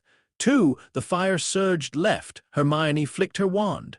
Accio brooms. 3 brooms shot from the junk pile, slicing through smoke. Ron caught one. Harry caught another. Hermione grabbed the third with one hand and nearly dropped it when the handle burned hot against her palm. They rose. Barely. The air above the flames was worse. Smoke thickened. Heat pressed from below. Hermione's eyes streamed. Her lungs burned. Below them, Malfoy clung to a tower of broken furniture. Goyle was screaming somewhere. Crabbe was gone in the fire he had made. Hermione saw Harry dive toward Malfoy. Ron shouted, "Are you mental?" But he followed. Hermione did too. The smallest necessary change was not always clean. Sometimes it was 3 children on brooms in a cursed inferno saving a boy who had once wished them dead. Harry caught Malfoy. Ron hauled up Goyle. Hermione saw the diadem. For one impossible instant, through smoke and flame, she saw it lying where Harry had dropped it, twisted and ancient and wrong. A serpent of fiendfire lunged. The diadem vanished in white-hot fire. Hermione felt the paradox snap, not with sound, with absence. The pressure released so suddenly she almost lost control of the broom. One Horcrux gone, one knot undone. The fire screamed around them. The door appeared ahead. They crashed through it into the corridor, landing in a tangle of limbs, ash, coughing, and pain. For a moment, no one moved. Then Ron groaned. "I hate that room." Harry coughed and rolled onto his back. Malfoy was shaking on the floor, alive. Hermione pushed herself up, hair half loose, face streaked with soot. Harry looked at her. "The diadem, destroyed," she said. He closed his eyes. Relief. 1 second of relief in the middle of hell. Hermione let him have it. She did not tell him that she had allowed the fire to be cast. She did not tell him that, for 1 frozen second, she had chosen not to prevent something terrible because preventing it might have preserved something worse. Some truths were not useful in battle. Some truths only added weight. Hermione already carried enough. The second pressure point was Neville. By then, Hogwarts was breaking. Stone fell from the ceilings. Windows shattered inward. The grounds flashed with spellfire. Giants moved like living mountains beyond the walls. Acromantulas poured through breaches in the defenses. Students who had been children that morning fought like soldiers by midnight. Hermione lost track of time. That frightened her more than anything. Time had always been something she could measure. Even with the time turner, especially with the time turner, she had respected it, counted it, used it carefully. Now minutes stretched and collapsed. A duel lasted forever. A scream ended instantly. A corridor she had crossed 1,000 times became unfamiliar under dust and blood. Then Harry vanished, not permanently, not yet. But in the chaos, separated by collapsing stone and a surge of fighters, he was simply not beside her anymore. Ron shouted his name. Hermione grabbed Ron's sleeve before he could run blindly into the smoke. "He'll find us." "How do you know?" "Because he must. Because the fixed point has not arrived yet. Because this moment survives, but not this one, not this corridor, not necessarily us." She said none of that. "I know, Harry," she said. Ron looked at her. For a second, she thought he might demand more. Then a curse exploded against the wall above them, and they moved. They found Neville near the entrance hall, or what was left of it. He was bleeding from a cut above his eyebrow. His robes were torn. His face was pale beneath dirt and bruises, but his eyes were steady in a way Hermione had never seen before, not fearless, better than fearless, resolved. "Hermione!" he shouted. She reached him as another explosion shook the castle. "Neville, are you hurt?" "Everyone's hurt." "That is not an answer." "It's the only one we've got time for." Ron appeared beside her, panting. "Neville, have you seen Harry?" Neville shook his head. Then the pressure shifted. Hermione nearly staggered. It was sharper this time, not around Harry, around Neville. For years, Neville Longbottom had moved through Hogwarts like someone apologizing for taking up space. He had lost passwords, melted cauldrons, dropped books, endured cruelty, and kept going in the quiet way people often mistook for weakness. Now the timeline around him hardened. A sword. A snake. A public moment. Hermione saw it only in fragments. Not a vision. Never a vision. She was not a seer. She did not receive pictures from the future. She saw structural necessity. Neville had to be able to act. The sword had to be findable, not handed to him. That mattered. She knew it at once. If she gave it to him, the shape changed. If she told him exactly what to do, the choice altered. But if she made sure the path remained open, smallest necessary change. "Neville," she said quickly, "where's the sorting hat?" He blinked. "What? The sorting hat? Where is it?" "Why does that matter?" "Just answer me." Neville looked over his shoulder toward the great hall. McGonagall had it earlier. "I think it's near the front." "Why?" Hermione grabbed his arm. "Stay near it." Ron stared at her. "Hermione, what?" She ignored him. Neville frowned. "Stay near the hat." "Yes." "That's your battle advice?" "For now." Neville looked like he wanted to argue. Then something crashed outside, and he nodded. "All right." Hermione held his gaze for 1 second longer. "Neville." "What?" "When the moment comes, don't wait for someone better." His face changed, just slightly. But enough. For years, Neville had waited for someone better. Harry, Dumbledore, McGonagall, anyone who looked more like a hero than he thought he did. Hermione watched the sentence land where it needed to. Then she let go. That was all. Not a prophecy, not an instruction, not a grand speech. One sentence, correct place, correct time. As she turned away, Ron grabbed her wrist. "What was that?" "I don't know yet, Hermione. I can't explain." His face tightened, not with anger, with fear. Ron had always hated not understanding the plan. He could handle danger, spiders aside. He could handle pain. He could even handle being underestimated. But secrets between them hurt him. Hermione knew that. She also knew she could not fix it now. "I need you to trust me," she said. Ron looked at her for one long second. Then he nodded. "Always." The word almost broke her. Because he meant it. Even now, especially now, they ran back into the battle. Behind them, Neville Longbottom moved toward the great hall. And somewhere in the hidden architecture of the night, a path remained open. The third pressure point was the worst. Hermione would never speak of it afterward. Not to Harry, not to Ron, not to the Doctor. Especially not to the Doctor. It happened in a corridor half collapsed near the east side of the castle. Smoke filled the air. The ceiling had cracked open. letting in cold night and flashes of green and red light from the grounds below. Hermione and Ron were trying to reach the Great Hall when they heard the scream. Not a scream of surprise, a scream of impact. Hermione turned before she could think. A younger student, 5th year, maybe 6th, Hufflepuff by the torn yellow lining of her robe, was pinned beneath fallen stone. A Death Eater stood above her, wand raised. Hermione lifted her wand. She had the angle. She had the spell stun him, disarm him, blast him aside. Easy. Then the pressure hit. Hard, not around the girl, around the corridor beyond her. Hermione saw, with horrible clarity, what would happen if she moved. Not in images, in consequences. If she attacked now, the Death Eater would fall backward into the damaged archway. The archway would collapse fully. The corridor would seal. Ron and Hermione would be forced to take the western stairs. The western stairs were already burning. They would lose 8 minutes. 8 minutes. It sounded absurd. 8 minutes should not matter, but the night tightened around those 8 minutes like a fist. Lose them, and Ron would not be in the Great Hall when Harry returned. Lose them, and Hermione would not reach the front before Voldemort displayed what he thought was Harry's body. Lose them, and Neville's moment would shift. Lose them, and the cost would spread. The Death Eater raised his wand. The girl looked at Hermione. She saw her. That was the unbearable part. For one fraction of a second, the girl saw Hermione Granger standing there with a clear shot, and hope entered her face. Hermione's wand hand trembled. Ron shouted, "Hermione!" He moved. Hermione grabbed him. No. The spell struck. The girl went still, not dead. Hermione knew that immediately, desperately, because the spell was not green. Stunned. Perhaps worse than stunned. Injured. But alive, alive enough. The Death Eater turned toward them. Now the pressure opened. Hermione's spell hit him in the chest with enough force to throw him 10 feet backward, away from the archway. Ron followed with a second curse that slammed him into the wall. Hermione ran to the girl.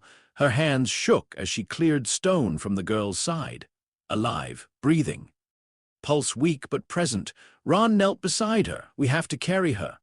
Hermione looked at the corridor ahead, open, still open, the great hall beyond, time moving, the cost narrowing, her throat closed. "We can't." Ron stared at her. "What?" "We can't carry her and make it back in time." Hermione, "I know. We can't leave her." "We are not leaving her." Hermione ripped open the beaded bag and pulled out a charmed medallion from their emergency supplies. Dumbledore's army had used them once for communication. Hermione had modified hers months ago, because of course she had. She pressed it into the girl's hand and whispered a location charm over it. "Help will find you," she said, voice shaking. "Hold this, hold it tight." The girl's eyes fluttered. "Hermione," Ron said, quieter now. She looked at him. He saw something in her face that stopped the argument. Not agreement, never that, but recognition that something larger than explanation was happening. Ron swallowed. Then he took off his outer robe and tucked it around the injured girl. "Someone'll come," he said to her, voice rough. "Just hold on, yeah." Hermione stood. Every part of her wanted to stay.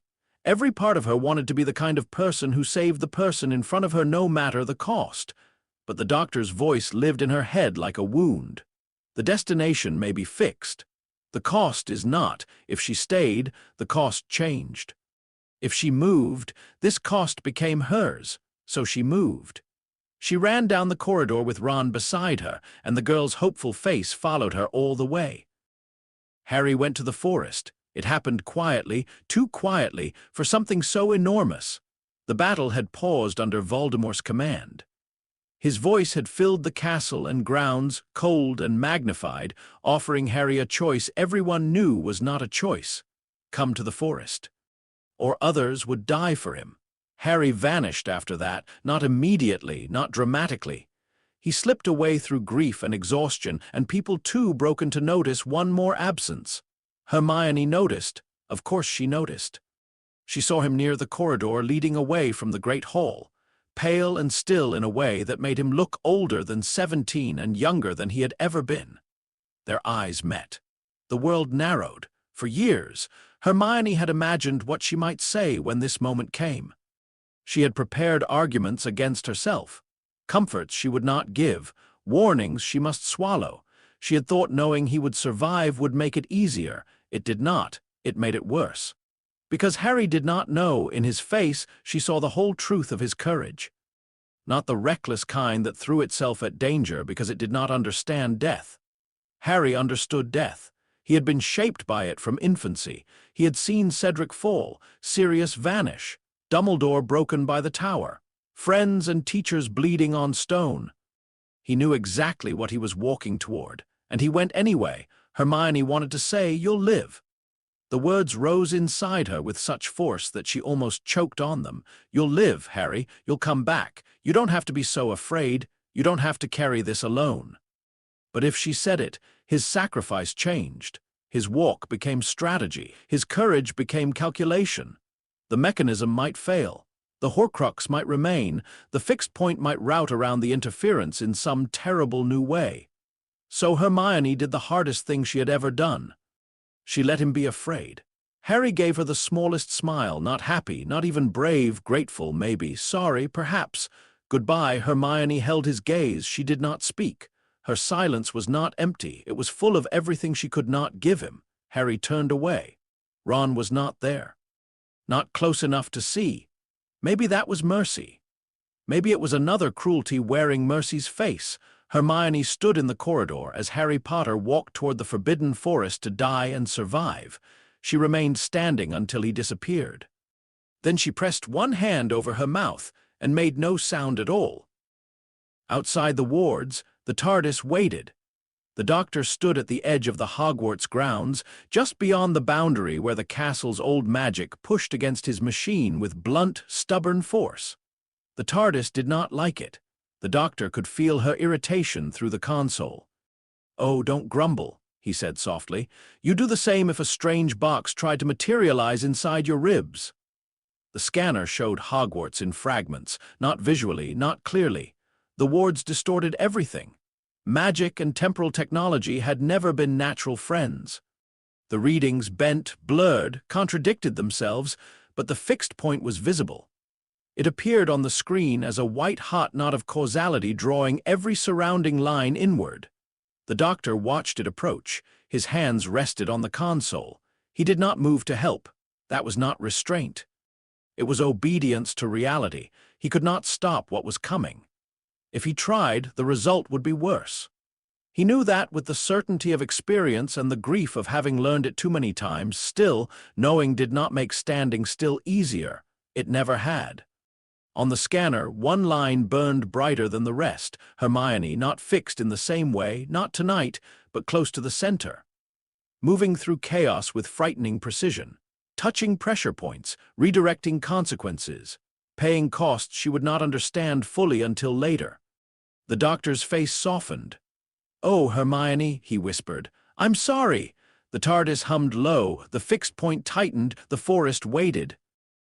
When Voldemort's voice came again, it carried triumph. "Harry Potter was dead," he said. "The battle was over. The defenders should come out and see what had become of hope." Hermione stood among the survivors as they gathered before the castle. Ron was beside her now. He looked frantic, pale, searching. "Where's Harry?" he whispered. Hermione could not answer. Then Hagrid appeared, huge, weeping, carrying Harry in his arms. Ron made a sound Hermione had never heard from him before. It nearly destroyed her. Harry looked dead. Even Hermione, knowing what she knew, felt the shock of it like a physical blow. His body hung limp. His glasses were crooked. His face was too still. For one terrible second, doubt opened beneath her. What if she was wrong? What if she had misunderstood? What if the equation had meant something else? What if fixed points could fail? Then she felt it. Not Harry's breath, not movement, something deeper. The pressure had not released. The moment had not resolved. This was not the end. Hermione forced herself to remain upright. Voldemort spoke. He mocked them. He demanded surrender. He did not understand that he was standing inside a trap built from his own choices. Then Neville stepped forward, bloodied, shaking, alone, not waiting for someone better. Hermione's breath caught. The sorting hat was forced onto his head. Voldemort set it burning. For one horrible second, flames swallowed Neville's face. Then chaos erupted. Harry moved. The defenders shouted. The centaurs charged. The giants roared, and Neville Longbottom pulled the sword of Gryffindor from the burning hat. Hermione felt the path she had protected snap into place. Neville swung, Nagini's head flew, the final Horcrux died, the last paradox outside Voldemort collapsed. The release was enormous. Hermione staggered. Ron caught her. What happened? She stared across the battlefield at the place where the snake had fallen. He did it, she whispered. Neville? Yes. Ron looked almost hysterical. Bloody, brilliant Neville. Hermione laughed once, breathless and broken. Yes. Harry vanished under the cloak again, alive and moving toward the final confrontation. Voldemort did not understand. That was his doom. He looked around and saw enemies, betrayal, failed servants, broken plans. He did not see structure. He did not see the universe closing every exit he had made for himself. He did not see that the trap had never needed to be built by any one person. He had built it himself. Every murder, every Horcrux, every attempt to master death, every step toward control had placed another stone in the walls around him. And Hermione, standing amid smoke and grief and shattered stone, finally understood the chapter title she would never write. The trap built itself. All she had done was make sure no one accidentally opened a door. The final duel moved into the great hall. People followed like a tide. Hermione entered with Ron, both of them battered, filthy, exhausted beyond language. The hall was barely recognizable. Bodies lay covered along the walls. Survivors stood in clusters, faces hollow with shock and fury. Spells flashed near the center as Voldemort fought McGonagall, Kingsley, and Slughorn at once. Then Bellatrix fell. Then Voldemort screamed. The sound was not human. Hermione felt the last strands tighten. Harry revealed himself. The hall froze. For one impossible second, no one breathed. Harry stood opposite Voldemort, alive. Voldemort stared at him. And Hermione, standing beside Ron, knew that the fixed point had reached its final shape. No more nudges. No more pressure points. No more choices for her to protect. Now the structure would resolve. At the back of the great hall, unnoticed by almost everyone, a thin man in a tweed jacket and bow tie stepped quietly through the doors. Hermione saw him immediately, the doctor. He did not wave, he did not smile. He looked at the space between Harry and Voldemort, then at Hermione. Across the hall, through smoke and silence and the wreckage of a war, he gave her one small nod. The fixed point was holding. Hermione closed her eyes for half a second, not in relief, not yet. Then she opened them. Harry began to speak. Voldemort began to lose. And the universe, which had been holding its breath for 17 years, prepared at last to exhale. Chapter 5, Lord Voldemort vs. The universe, the weight of what must be Lord Voldemort, had always believed time belonged to those powerful enough to command it. This was his first mistake. Not his first ever, of course. Tom Riddle had made many mistakes before he became Lord Voldemort. Some were small, hidden beneath charm and brilliance. Some were monstrous enough that history would remember them long after the names of better people had faded. But this mistake was older than his crimes and deeper than his fear. He believed time was a corridor, a straight passage, birth at one end, death at the other. And if one was clever enough, cruel enough, powerful enough, one could simply refuse to walk to the end. Every choice he had ever made came from that belief. The diary, the ring, the locket, the cup, the diadem, Nagini. Harry, pieces of himself torn away and hidden like stolen jewels in the walls of reality. He called it immortality. The universe called it damage. And tonight, at Hogwarts, all damage was coming due. The Forbidden Forest waited in silence. It had heard many things over the centuries, the footfalls of centaurs, the whispers of acromantulas, the wingbeats of the Strals, the terrified breathing of students who had wandered too far from the safety of the castle. The old forest had stood through wars, secrets, blood, and magic older than the school itself. But it had never heard silence quite like this. Harry Potter walked into it alone, not completely alone. The dead walked with him in a way Voldemort would never have understood, because Voldemort thought death was absence and therefore weakness. Harry knew better now. Death was not always empty. Sometimes it was memory, sometimes it was love. Sometimes it was the courage of people who had gone ahead and still somehow gave you strength to follow. He walked toward Voldemort believing he would die. That belief mattered. Far away on the steps of the castle, Hermione Granger knew it mattered so much that she had let him keep it. And because she had kept silent, the shape of the moment held. Voldemort stood in a clearing surrounded by followers who called themselves loyal and smelled of fear. He did not sense the fixed point. He felt tension, yes. He felt the sharp anticipation before victory. He felt the presence of his enemies moving somewhere beyond the trees, desperate and broken. He felt the Elder Wand in his hand and believed it made him inevitable. That was his second mistake. He had mistaken ownership for alignment. The wand was powerful, ancient, terrible. But it did not belong to him in the way he needed it to. Not truly. Not structurally. Voldemort understood possession. He understood force. He understood taking. He did not understand that some things obeyed deeper chains than violence. When Harry stepped into the clearing, the Death Eaters shifted. Some gasped, some lifted their wands. Hagrid, bound and helpless nearby, made a broken sound. Voldemort raised one pale hand. No one attacked. He wanted this moment whole. He wanted witnesses. He wanted history to remember that Harry Potter had come to him and died. Because Voldemort, for all his hatred of prophecy, still believed in theater. He wanted the world to see the ending as he imagined it. Harry stood before him, wand lowered, no shield, no trick, no visible plan. Voldemort looked at the boy and felt triumph sharpen inside him. This was the child who had ruined him, the infant who had survived when no one should have survived. The symbol others had hidden behind. The name whispered like resistance, and now he was here. Alone, Voldemort thought this meant victory. He did not wonder why it had been so easy. He did not wonder why the boy had come willingly.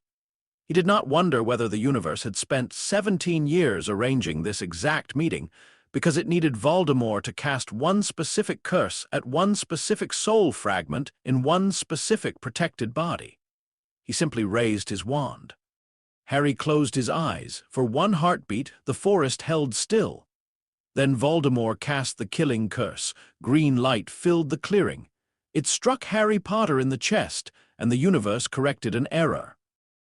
To Voldemort, it felt like impact, not pain exactly, not yet, a recoil. A shock. A violent resistance from something that should not have resisted him. He fell, so did Harry. The clearing erupted into confusion. Death Eaters cried out. Some rushed forward. Others stepped back. Hagrid shouted Harry's name until his voice cracked. Voldemort lay on the forest floor, his body rigid, his wand still clenched in his hand. For a few seconds, he did not understand what had happened. That was rare. Voldemort's mind was quick. Cruel, narrow in certain places, but quick. He had built himself on certainty, and when certainty failed, his first instinct was not fear. It was rage. He forced himself up. His body obeyed poorly. The wand felt strange in his hand. Not weaker exactly, not useless, but distant, like a tool wrapped in cloth. He looked at Harry. The boy lay still. The Horcrux inside him was gone. Voldemort did not know that. He felt something, perhaps. A tearing. A faint inward collapse. An absence so intimate that he mistook it for the shock of his own spell rebounding somehow, but he did not understand. Understanding required a framework he had never built. The part of him lodged inside Harry had not died like a living creature. It had resolved. For years, it had existed as a contradiction. A fragment of Voldemort's conscious continuity trapped in the body of someone whose survival had been anchored by sacrificial protection and reinforced by causal necessity. It had been a crack inside a lock, a parasite inside a fixed point. The killing curse had entered that protected space, carrying Voldemort's own murderous intent, the very force that had created his first downfall.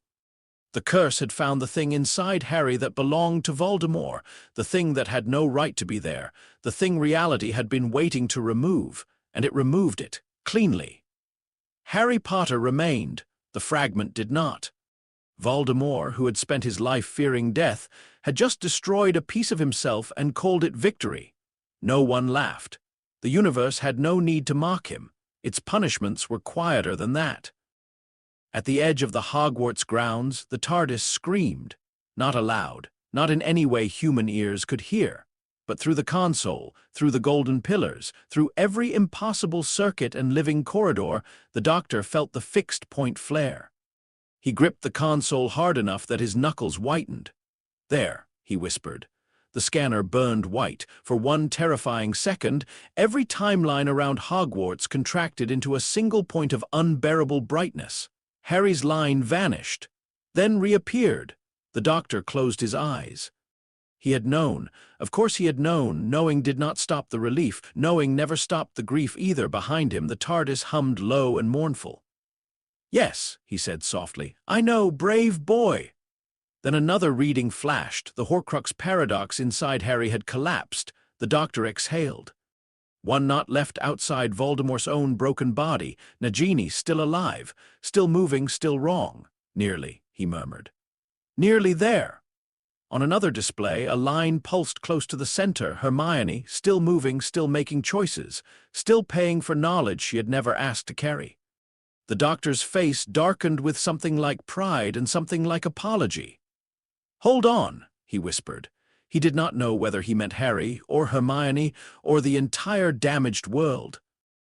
When Voldemort returned to Hogwarts, he brought Harry's body as proof. That was his third mistake. He thought proof was the same as truth. Hagrid carried Harry because Voldemort wanted cruelty to look ceremonial. He wanted the defenders to see their hope dead in the arms of someone who loved him. He wanted pain to break them more thoroughly than spells, and for a moment it almost did. The crowd gathered before the castle, students, teachers, parents, ghosts, fighters from every corner of the resistance. Faces gray with smoke and exhaustion. Hands clenched around wands, eyes searching. Hermione stood beside Ron. Ron was shaking, not visibly to most people, but Hermione could feel it through his sleeve where his arm brushed hers. When Hagrid emerged with Harry limp in his arms, Ron made a sound like something inside him tearing. Hermione's fingers dug into her own palm. Harry looked dead. She had expected that. She had prepared for that. She had written notes about that. It did not matter. Her mind knew the fixed point had not resolved. Her body saw her best friend hanging motionless in Hagrid's arms and wanted to break. Voldemort spoke. His voice spread across the courtyard, cold and high and triumphant. He told them Harry was dead. He told them the war was over. He offered mercy in the language of conquest, which meant obedience or death. He did not notice that Harry was breathing. Hermione did, barely. Not because she saw his chest move. He was too still for that. She felt the structure holding. The moment had not closed. The universe had not exhaled yet. Ron leaned toward her. "Hermione," he whispered, voice ruined, "is he?" She could not say yes. She could not say no. So she did what she had done all night. She chose the smallest necessary change. "Wait," she whispered. Ron turned to stare at her. "What? Wait." His face twisted for a second. She thought he would hate her. Then Neville stepped forward, bloodied, burned, barely standing. Voldemort mocked him. The Death Eaters laughed. The laughter sounded nervous. Hermione watched Neville and remembered one sentence in a broken entrance hall. "When the moment comes, don't wait for someone better." Neville did not. He spoke. Not with Harry's fame, not with Dumbledore's authority, not with Voldemort's terror. He spoke with the raw, shaking strength of someone who had finally understood that courage was not the absence of fear, but action taken while fear still had its teeth in you. Voldemort punished him for it. The Sorting Hat was forced onto Neville's head. Fire bloomed. Ron surged forward. Hermione grabbed him again. "No," this time he almost tore free. "Hermione, he's burning." "Wait!" The word came out like a command and a plea. Then Harry moved. The battlefield exploded. A giant roar split the air. Centaurs charged from the forest. Spells flew. The defenders surged. Voldemort's perfect theatrical moment shattered into chaos, and Neville pulled the sword from the burning hat. For one perfect instant he stood in firelight, the blade bright in his hand. Then he swung. Nagini died. The final Horcrux outside Voldemort's body was destroyed. Hermione felt the collapse like a bell struck inside reality. Every stolen fragment, every anchored paradox, every torn piece of Voldemort's identity hidden across the world, gone. The diary had burned in basilisk venom. The ring had cracked, the locket had been broken open, the cup had shattered.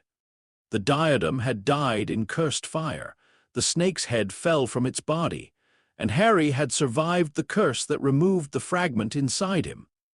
The timeline ran clean around Voldemort for the first time in decades, which meant there was nowhere left for him to hide from death. He felt it. Hermione saw the moment he felt it, not understood it, never that, but felt it. Voldemort staggered slightly as Nagini fell. His face changed not into fear, not yet, but into calculation. A frantic inward inventory. Something essential had been taken from him, something final. His eyes found Neville, then the crowd, then the air itself, as if the answer might be written there. It was. He simply could not read it. The great hall became the center of the world. Battles often pretended to have many centers. A broken wall, a fallen tower, a bridge, a gate, a king, a child, but true endings gathered themselves. They pulled every important line inward until everyone who mattered found themselves facing the same place. By dawn, that place was the Great Hall. The ceiling above still reflected the sky outside, though smoke and spell light distorted the enchanted view. Tables had been shoved aside, benches overturned. The dead lay covered near the walls, surrounded by those who could not yet leave them. The living fought between them because grief did not pause war. Voldemort dueled 3 opponents at once, McGonagall, sharp and furious, Kingsley, steady as stone, Slughorn, sweating and pale but standing his ground. Their spells struck the air around Voldemort in bursts of red, gold, and white. He moved like a blade, cruelly graceful, his rage making him faster but less precise. Hermione saw that too. He was fraying, not magically. Magically, he was still terrifying. Every spell he cast could kill. Every movement carried decades of mastery and malice. No one in the hall could afford to think him weakened in the ordinary sense, but structurally, he was exposed. For the first time since he was 16 years old, Voldemort was only himself. One body, one continuity, one life moving forward toward one end, and he hated it without understanding why. Then Molly Weasley killed Bellatrix Lestrange. The hall shook with the shock of it. Bellatrix fell laughing no longer. Voldemort screamed. The sound was so full of rage that several fighters flinched. His spell blasted outward, throwing McGonagall, Kingsley, and Slughorn back from him. For one breath, Voldemort stood alone. Then Harry Potter pulled off the cloak, alive. The great hall froze. Ron stopped breathing. Hermione did not. She had known. She had known, and still the sight of Harry standing there nearly sent her to her knees. Alive. Dirty, exhausted, pale, but alive. Ron whispered his name like a prayer and a curse. Voldemort turned. His face did something strange. It did not become afraid immediately. Voldemort's pride was too strong for that. His mind rejected the evidence before his eyes with the violence of a man who had built his soul around denial. Harry should be dead. He had killed him. He had seen him fall. The boy had been carried in Hagrid's arms. This could not be. That phrase could not be was Voldemort's last refuge. He did not understand that reality had never been obligated to match his expectations. Harry stepped forward. The crowd opened around him. No one interfered. Even the Death Eaters seemed trapped by the shape of the moment. Wands lifted, then lowered. Eyes moved between Harry and Voldemort. Something old and final filled the hall. At the back, the doctor entered quietly. No spell announced him. No one turned. A strange man in a tweed jacket and bow tie walked into the aftermath of a magical war and stood near the doors as if he had arrived for a lecture and found history instead. Hermione saw him at once. Their eyes met. He gave a single small nod. The fixed point was holding. Hermione's hands stopped shaking. Harry spoke. He did not sound triumphant. That mattered. Voldemort wanted triumph. He understood triumph. He could answer triumph with fury, mockery, violence. Harry gave him truth instead, not all of it. Not Gallifreyan physics, not fixed points, not paradox correction. Harry did not know those words, but truth did not require every vocabulary. He told Voldemort what he had failed to understand: the wand, the sacrifice, the blood, the protection, the mistakes. Each sentence stripped away another illusion. Voldemort sneered, but his grip on the Elder Wand tightened. Hermione watched his face. There, a flicker, not fear of death exactly, fear of not understanding. That was worse for him. Voldemort had spent his life believing knowledge was something to possess and hide. Secrets were weapons. Names were weapons. Blood was a weapon. Death itself, if understood correctly, could be turned into a weapon, but the truth standing in front of him now was not hidden. It had been available always, in the choices he dismissed, in the love he mocked. In the loyalty he could not inspire without terror. In the wand lore he treated as ownership instead of relationship. In the prophecy he tried to dominate instead of understand. In the pattern of events that had pushed back every time he tried to force them. The universe had not tricked him. It had simply remained itself while he misunderstood it. That was the cruelest thing. Harry gave him one last chance. Not because Voldemort deserved it, because Harry was Harry. Because even after everything, he could stand in the ruin of a school, surrounded by bodies, facing the murderer of his parents, and offer one final possibility that was not violence. Hermione knew Voldemort would refuse. Everyone knew. But the offer mattered, not tactically, structurally. Choice mattered even at the end. Voldemort rejected it with hatred. Of course he did. Then the final moment arrived. The doctor watched from the back of the hole. He did not watch like a soldier. He did not watch like a judge. He watched like someone standing beside a collapsing star, measuring the last impossible seconds before gravity finished its work. The fixed point burned around Harry and Voldemort in layers. Lily Potter's sacrifice was the oldest layer. The doctor could almost see it, though not as wizards would. They would call it love magic, blood protection, ancient sacrificial charm. All true enough in their language. In his language, it was an intentional temporal self-interruption. A conscious being choosing to end her own line so another line could continue. That kind of act mattered, not sentimentally, structurally. It created a causal lock so profound that even death had to account for it. Then Voldemort, in arrogance, had used Harry's blood to rebuild his body. He had thought he was stealing protection. He had actually preserved the anchor keeping Harry tethered to life. Then the Horcrux inside Harry had made the boy a paradox host. Then the prophecy had tightened choices around them both. Then every Horcrux destroyed had removed another false exit from Voldemort's timeline. Now only one path remained. The doctor's expression was grave. He had seen tyrants die before. Empires too, planets once. He had learned long ago that endings did not become light simply because the person ending was evil. Death had weight, even deserved death, even necessary death, especially necessary death. Hermione understood that now. He looked toward her. She stood beside Ron, eyes fixed on Harry, face pale but unbroken. The doctor felt something twist in his chest. He had taught her how to read the structure of catastrophe. No teacher should have to do that. No child should have to learn it, but she had.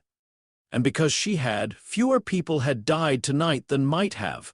Not everyone, never everyone, but fewer. Sometimes that was the only victory the universe allowed. Harry and Voldemort raised their wands. Two spells left two mouths at almost the same instant: green, red gold. The killing curse and the disarming charm met in the center of the great hole. For a moment the world became light. Hermione felt every layer at once. Love as catalyst. Sacrifice as anchor. The fixed point as lock. The Elder Wand's true allegiance as hinge. Voldemort's own curse as key. And beneath all of it, the final resolution of a life spent trying to become a loophole. The killing curse rebounded, not randomly. Not because magic had made a sentimental exception, because every structure Voldemort had ignored now stood against him. The wand would not murder its master. Harry's life was still anchored by the blood Voldemort had stolen. The Horcruxes were gone. The fixed point required Harry's survival. And Voldemort, at last, had no fragment waiting in the dark. No diary, no ring, no locket, no cup, no diadem, no snake, no scar, only himself. The curse struck him. For the first time since childhood, Tom Riddle was entirely mortal. There was no grand scream, no explosion of shadow. No theatrical collapse of a dark legend into smoke. The universe did not give him drama, it gave him accuracy. Voldemort's body fell plainly, finally, like any other dead man. For one instant before the end, his eyes widened. And in that instant, perhaps, he understood one thing, not love. Never love, not remorse. Not the value of the lives he had destroyed. But perhaps he understood that the game had not been his. The corridor he believed he controlled had never belonged to him. The future had not been waiting for his command. The prophecy had not been a script for him to edit. The universe had not fought him like an enemy. It had simply carried the weight of his choices forward until there was nowhere else for them to go. Then the fixed point closed over him like water. Lord Voldemort died. The great hall did not cheer at first. Silence came before sound. A stunned, impossible silence. The kind that follows thunder. The kind that comes when everyone is waiting for reality to prove it will hold. Then someone sobbed, someone laughed, someone shouted Harry's name, and the hall broke open. People surged forward. Ron reached Harry first, nearly knocking him over. Hermione followed, and the moment her arms closed around Harry, every piece of restraint she had used all night cracked. He was alive, warm, solid, breathing. She held him too tightly. Harry did not complain. Ron was laughing and crying at once, saying things that made no sense. Hermione's face was wet, though she had no memory of starting to cry. Harry looked at her over Ron's shoulder for a moment. His eyes searched hers. He knew there was something, not all of it, but something. Hermione almost told him. Right there in the ruined Great Hall, with Voldemort dead and the fixed point resolved, she almost told him everything. The doctor, the equation, the forest, the silence, the way she had known and not known and chosen and failed and endured. But Harry's face was exhausted beyond comprehension. There would be time. Truth, unlike comfort before the forest, no longer threatened the structure, but not now, not in the first minute of survival, so Hermione only whispered, "You came back." Harry closed his eyes. "Yeah." Ron gripped them both harder. "Don't do that again," he said fiercely. Harry gave a broken little laugh. "I'll try." Across the hall, the doctor watched. No one noticed him except Hermione. Eventually, she looked up. Their eyes met one more time. The doctor did not smile. He bowed his head slightly. Not congratulations. Acknowledgement. The fixed point had resolved. The paradoxes were gone. The Wizarding World's timeline, damaged and knotted for 17 years, had begun to run clean. But the cost remained. It lay under sheets along the walls. It stood in the faces of survivors looking for people who would not answer. It lived in Hermione's hands, still shaking behind Harry's back. Victory had arrived, but it had not arrived gently. The doctor turned and walked out of the great hall before anyone could ask who he was. Hermione watched him go. Then she looked back at Harry and Ron, her boys, her friends, her proof that some moments survived. Around them, Hogwarts breathed through its wounds. The war was over, but morning had not yet come. Chapter 6. The aftermath of inevitability, the weight of what must be morning, came to Hogwarts, as if it did not know what had happened there. That felt wrong to Hermione. The sun should have hesitated. The sky should have cracked. The world should have lowered its voice before touching the castle again.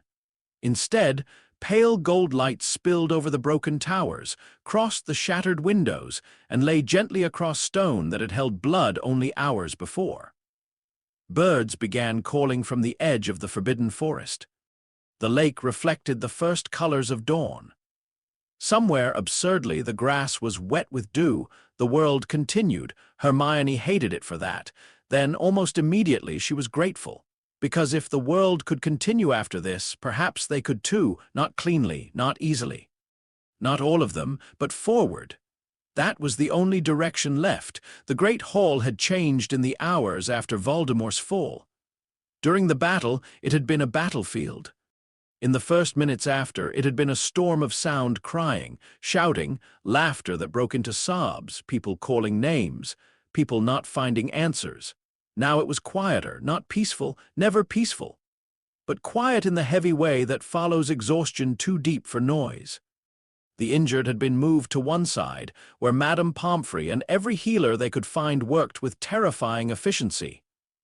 Blankets had been conjured, potions distributed, bandages wrapped, burns treated, broken bones reset. People slept sitting up against walls, on benches, on the floor, wherever their bodies had finally refused to carry them further. And along the far wall, beneath white sheets, lay those who would not wake. Hermione stood near the entrance, unable to move. Her wand was still in her hand. She did not remember picking it up again after hugging Harry.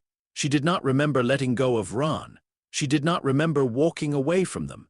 Memory came in fragments now, Harry alive. Ron's arms around both of them, Voldemort's body on the floor, the doctor leaving quietly, the sheets. Always the sheets. Someone brushed past her carrying a tray of potions. Hermione stepped aside automatically. Her body still knew how to be useful. Her mind lagged behind. Across the hall, Harry sat with Ron near a pillar, both of them slumped shoulder to shoulder. Ron's head had fallen sideways against Harry's. Harry's glasses were crooked. His eyes were open but unfocused, alive. Hermione looked at him until she could breathe again. Then she looked at the sheets. Her feet moved before she had decided where to go. She found Fred first. Not because someone told her where he was. Not because she had been searching for him specifically. Because grief had gravity, and the Weasleys' grief was the largest thing in the room. Molly sat beside him. Arthur stood behind her with one hand on her shoulder, his face hollow in a way Hermione had never seen. George was on the floor near Fred's head, staring at nothing. Percy knelt close by, one hand covering his mouth, as if still trying to hold in the last conversation he had not finished having. Ginny stood apart from them, arms wrapped around herself, dry-eyed in the dangerous way people were before breaking. Bill and Fleur were nearby. Charlie, too. Their faces blurred through Hermione's tears. She had not realized she was crying. Fred's face was uncovered. Someone had cleaned the dust from his cheek. That made it worse. He looked too still. Fred Weasley should never have been still. He should have been leaning back on a chair, making jokes under his breath, whispering something wicked to George, slipping fireworks into places fireworks absolutely did not belong. Stillness did not suit him. Death did not suit him. Hermione stopped several feet away. She had no right to step closer. That was her first thought, irrational and absolute. No right. She had known Harry would survive. She had known the outcome. She had known that the fixed point cared nothing for mercy along the path. She had moved through the battle making choices, preserving pathways, allowing certain moments to happen because preventing them would make other things worse. And Fred was dead. She had not seen it happen. That did not absolve her. It did not accuse her either. That was the problem. The universe had not made her guilty. Her heart had. George looked up. For one terrible second, Hermione thought he would blame her. She almost wanted him to. Blame would be simpler than this. But George only looked at her with one living eye of unbearable grief and whispered. He would have made a joke about all this. Hermione's face crumpled. Yes, she said. George swallowed. Something awful. Yes, probably about dramatic lighting. A sound escaped Hermione, not laughter, not quite. George looked back at Fred.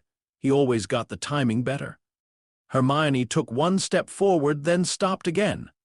"I'm so sorry," she whispered. It was useless. Everyone said it. Everyone meant it. It changed nothing. Molly looked up at her. For a moment, Hermione saw not Mrs. Weasley, not the fierce woman who had knitted jumpers and sent food and scolded them and loved them with frightening force, but a mother sitting beside her son's body in the ruins of a school. Molly reached out. Hermione went to her knees at once. Molly pulled her into an embrace. That broke something. Hermione sobbed against Molly Weasley's shoulder like she was 11 years old again and homesick and overwhelmed. Except this time there was no letter to write, no timetable to organize, no library book that could solve it. "I'm sorry." Hermione kept saying, "I'm sorry, I'm so sorry." Molly held her tighter. "Oh, my dear girl," she whispered. "So are we." That was all, no wisdom, no comfort large enough to insult the dead, just grief, shared because there was too much of it to carry alone. Hermione stayed there until her knees hurt. When she finally stood, she felt older than she had before kneeling. That too felt unfair. She found the girl from the corridor alive. Hermione did not realize she had been looking for her until she saw the yellow-lined robe near the healing area. The girl lay on a conjured cot, pale and unconscious, with bandages wrapped around her ribs. A healer was checking her pulse. The charmed medallion still rested in her hand, alive. Hermione stopped so suddenly that someone bumped into her from behind, alive, not unharmed, not unchanged, but alive. For one sharp moment, Hermione almost collapsed from relief. Then the guilt changed shape. Alive did not erase the look on the girl's face when Hermione had not moved. Alive did not erase the spell hitting her. Alive did not erase the choice. It only meant the choice had not become worse. The healer noticed Hermione staring. "She'll recover," the woman said quietly. "Internal injuries, but stable. The locator charm helped us find her before the corridor fully collapsed." Hermione nodded. She tried to speak. Nothing came out. The healer's expression softened. "You did well." Hermione almost flinched. Did well. What a terrible phrase. What a necessary phrase. She looked at the medallion in the girl's hand. Smallest necessary change. Not clean, not heroic, not satisfying, necessary. Hermione turned away before the healer could see her start crying again. Harry was asleep by the time she returned to him. He had finally surrendered to exhaustion in a corner of the great hall, sitting on the floor with his back against a cracked pillar. Ron was beside him, half awake, head tipped back, one arm still loosely across Harry's shoulders, as if his body refused to stop guarding him even in sleep. Hermione stood over them for a long time. Harry's face was peaceful only because he was too tired to dream yet.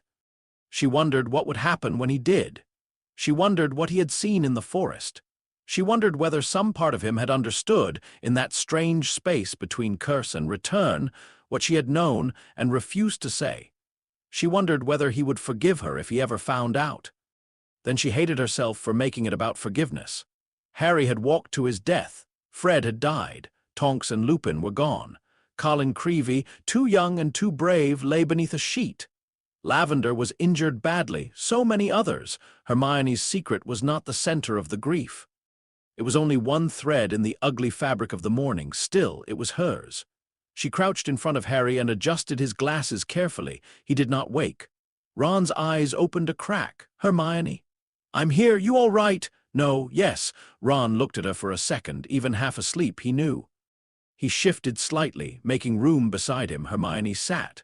Ron's hand found hers. He did not ask questions. That kindness almost undid her. For a while, the three of them sat in silence, Harry asleep, Ron drifting in and out, Hermione watching the light move slowly across the broken floor. This, she thought, should have been impossible. At 11, she had found Harry irritating, reckless, famous in ways he did not understand, and completely hopeless at homework unless bullied into it. At 12, she had nearly died because a basilisk moved through pipes and a diary had opened a chamber beneath the school. At 13, she had used a time turner and learned, without fully understanding, that time was not a toy. At 14, she had watched Harry return from a graveyard with Cedric Diggory's body. At 15, she had fought in the Department of Mysteries and seen how quickly plans failed under fear. At 16, she had learned that Horcruxes were not just dark magic but wounds in time. At 17, she had stood silent while Harry walked into the forest, and now morning had come. Harry breathed beside her. Ron's hand was warm in hers. The fixed point had resolved. But resolution was not peace. Not yet, maybe not ever. Hermione left the great hall when the walls began to feel too close. No one stopped her. People moved around each other gently now, as if everyone had become breakable. She walked through corridors that barely resembled the ones she had known. Stone dust covered the floors. Portraits hung crooked, some empty, some filled with figures weeping quietly. A suit of armor lay in pieces near a staircase, one gauntlet still twitching. Hogwarts had survived. But survival, Hermione was beginning to understand, did not mean remaining whole. She reached the entrance steps and sat down. The morning air was cold. The grounds stretched before her, scarred by battle.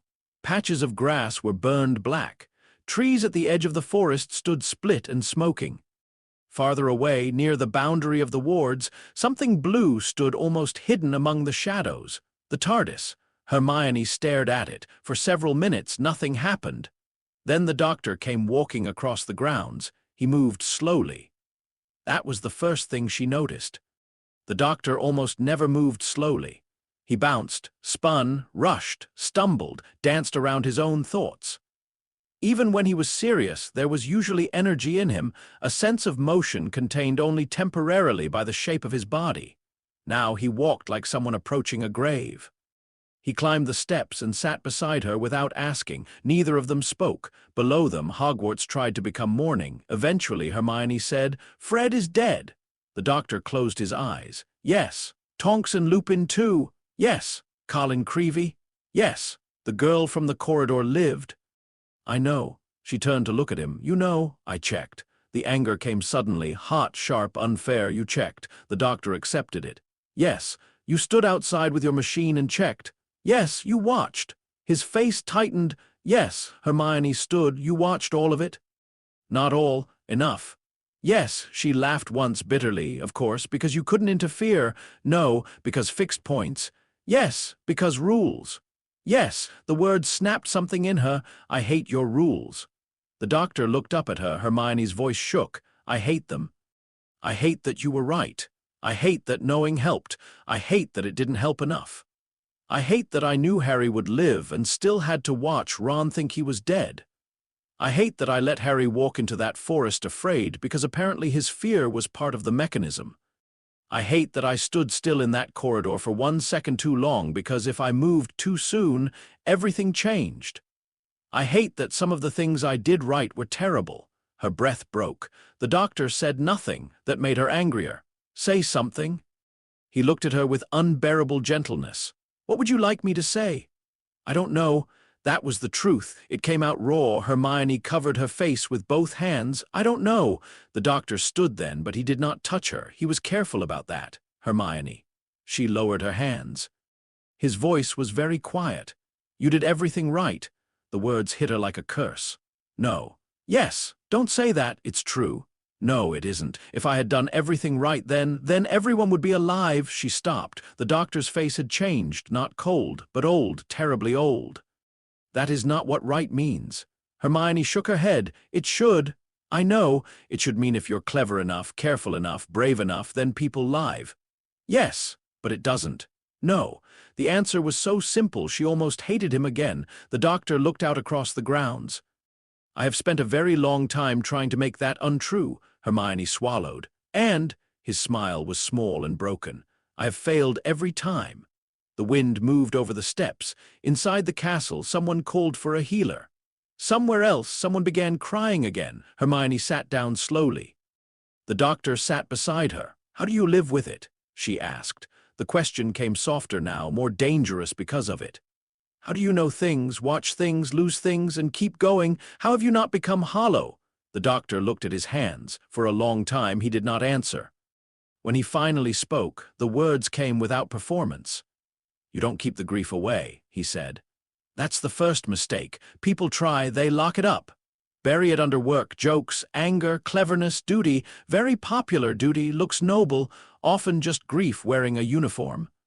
Hermione looked at him. He continued. "You don't survive by not feeling it. You survive by letting it hurt without letting it steer. You hold the knowledge in one hand and the grief in the other. Separate hands, both real." Hermione's eyes burned again.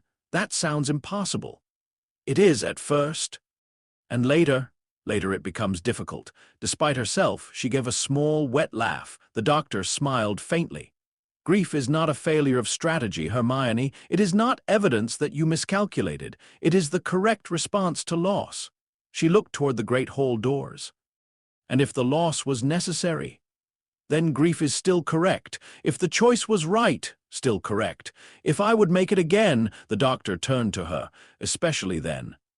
That was the sentence that broke her, not loudly, not dramatically. Hermione bent forward, hands over her mouth, and cried. Not the controlled tears from the great hall. Not the shocked crying into Molly Weasley's shoulder. This was different. This was grief without usefulness. Grief that did not solve, protect, calculate, or prepare. For once, Hermione did not try to make it productive. The doctor sat beside her and said nothing. When the crying finally eased, the sun had climbed higher over the grounds. Hermione wiped her face with her sleeve, then gave a miserable laugh. I look awful. Yes, she glared at him. You're supposed to disagree. I'm not lying to a woman who just helped defeat a dark wizard by understanding temporal mechanics better than his entire death cult. That startled another laugh out of her. The doctor grinned briefly, then his expression softened. Better, marginally. Marginally counts. He reached into his jacket and pulled out a small device. It unfolded in his palm like a metal flower, projecting a thin screen of pale blue light. Gallifreyan symbols moved across it. Hermione leaned closer, despite herself. What is that? Timeline stability readout? Her breath caught. Of the wizarding world? Yes. The symbols shifted. Lines ran forward across the projection, clean and bright. Hermione stared. For years she had only seen pieces, pressure, tension, knots, equations half understood. Now the doctor showed her the shape beneath it all. There were scars. She could see them somehow. Places where the line had been warped, strained, bruised by paradox and violence. Places where Voldemort's Horcruxes had dragged against reality like hooks, but the hooks were gone. The line moved forward, clean, not perfect, never perfect, but no longer knotted. It's healing, she whispered. Yes, how long will it take? Years, decades, maybe longer in places. That's not very comforting. Truth often isn't, still useful. She looked at the readout. No paradoxes. Not from him. No Horcrux damage, residual effects. Memories, consequences, human things, but structurally. The doctor tapped the screen lightly. Clean forward line.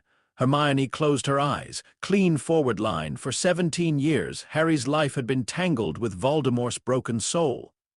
The wizarding world had lived under the shadow of a man who had turned himself into a temporal wound. Every Horcrux destroyed had corrected one piece of the damage. Now, at last, time moved forward without him. Hermione opened her eyes. What happens now? The doctor folded the device away. That depends on all of you. That sounds like an evasion. It's actually hope. She looked at him. He smiled, but not lightly. Fixed points are rare. Most of history is still choice. Terrible, brilliant, ordinary choice. Laws, schools, trials, rebuilding, apologies, elections. Arguments about memorial plaques. Arguments about who gets to write the history books. Very important, those. Watch the history books. I intend to. Good. Hermione looked back toward the castle. The ministry would come. Of course it would. Officials would arrive in clean robes and try to organize a victory they had not earned. People would make speeches. Some would seek justice. Others would seek revenge and call it justice. Old families would try to survive by pretending they had always been uncertain about Voldemort. Cowards would become moderates overnight. The war was over. The work was not. Something settled in her then, not peace, purpose. The doctor saw it happen. You're going to help it heal, he said. Hermione did not ask how he knew. I don't know where to start. Yes, you do, she sighed.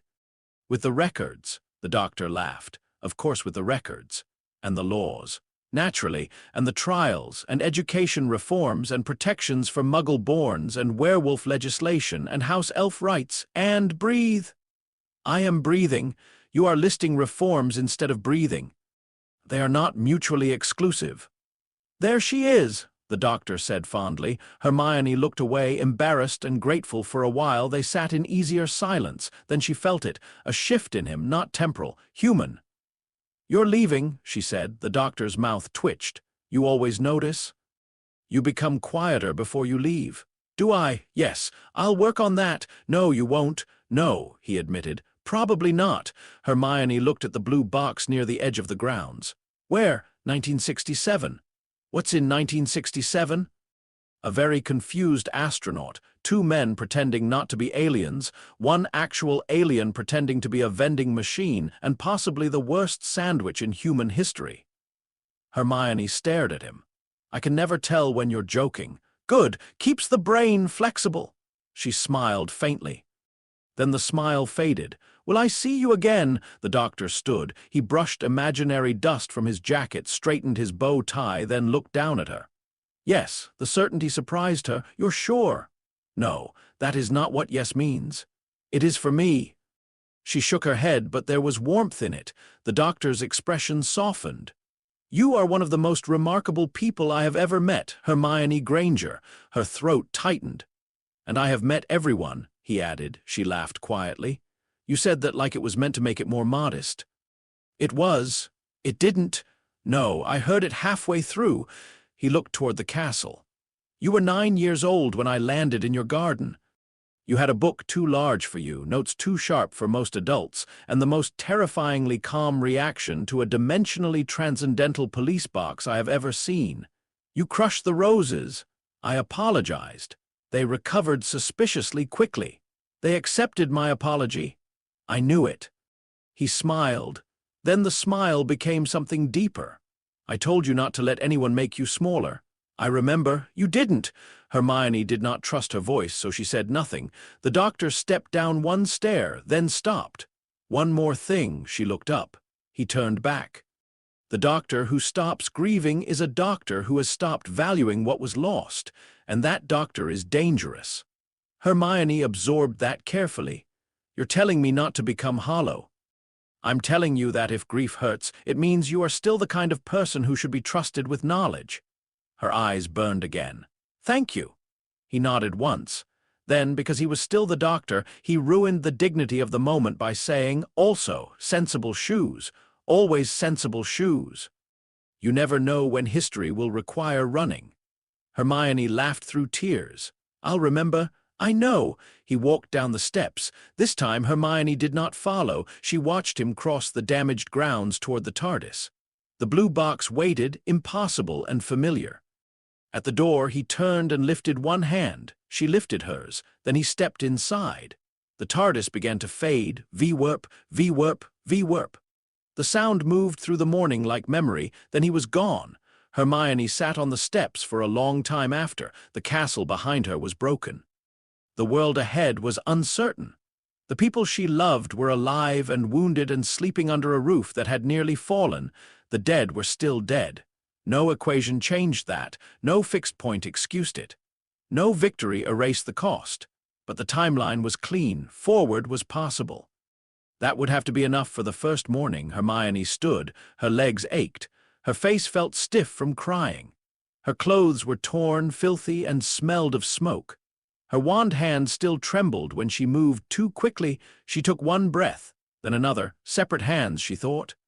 Knowledge in one, grief in the other. She turned back toward the great hall.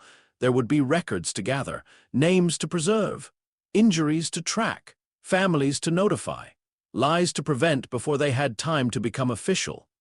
Someone would need to make sure the ministry did not arrive and begin rewriting the night before the bodies were even cold. Someone would need to remember accurately. Hermione Granger had always been good at that. At the doors, she paused and looked back once at the grounds where the TARDIS had stood. The grass was empty, but not silent, not to her. Somewhere in the hidden structure of the universe, time moved forward, and for the first time in years it did not drag Voldemort behind it. Hermione entered the great hall. Ron was awake now, looking around for her. When he saw her, relief crossed his face so openly that it almost hurt. Harry was still asleep. Alive. This moment survives. Hermione went to them. She sat down beside Ron, close enough for their shoulders to touch. You okay? He asked quietly. She looked at Harry, then at the Weasleys, then at the sheets along the wall, then at the morning light touching the broken floor. No, she said. Ron nodded. Me neither. After a moment, he took her hand again. This time Hermione let herself hold on. Not because the war was over, because the work was beginning. Chapter 7, the girl who became a fixed point, the weight of what must be 5 years after the Battle of Hogwarts. Hermione Granger owned 7 notebooks. This was not unusual. Hermione had always owned notebooks. At 11, she had carried one for vocabulary, one for spell theory, one for homework planning, and one for questions adults refused to answer properly. At 13, she had added a time-turner schedule so complicated that even Professor McGonagall had looked at it twice. At 17, during the war, her notes had become smaller, sharper, and written in a private shorthand only she could read without getting a headache. But these 7 notebooks were different. They were not school notes. They were not war notes. They were structural observations. That was what Hermione called them, because calling them things the universe is doing when people are too busy being political to notice sounded unprofessional. The first notebook contained records of post-war trials, not the official outcomes. Those were in ministry archives, stored under heavy protective charms and, in Hermione's opinion, filed with all the imagination of a dead flobberworm. Her notebook contained patterns, names that appeared too often beside suspiciously lenient sentences. Old family alliances reforming under new language, former sympathizers suddenly presenting themselves as frightened bystanders. People who had been silent during the war discovering very loud opinions afterward. The second notebook tracked magical law reform. The third tracked Muggle-born protections. The fourth tracked werewolf legislation, which had stalled in committee 6 times and made Hermione consider violence on at least 3 occasions. The fifth tracked house elf rights. The sixth tracked dangerous magical artifacts. The seventh was locked inside her desk drawer, warded in 3 layers, and written partly in English, partly in ancient runes, and partly in a careful imitation of Gallifreyan symbols she still could not reproduce properly. That was the notebook no one knew about, not Harry, not Ron, not even the Doctor, though Hermione suspected he would laugh himself sick if he saw some of her attempts at circular syntax. On the first page, written in ink that had faded slightly at the edges, were 4 words. This moment survives. Hermione did not look at that page often. She did not need to. Some sentences lived in the bones. At 23, Hermione Granger was the youngest senior policy advisor in the Department of Magical Law Enforcement.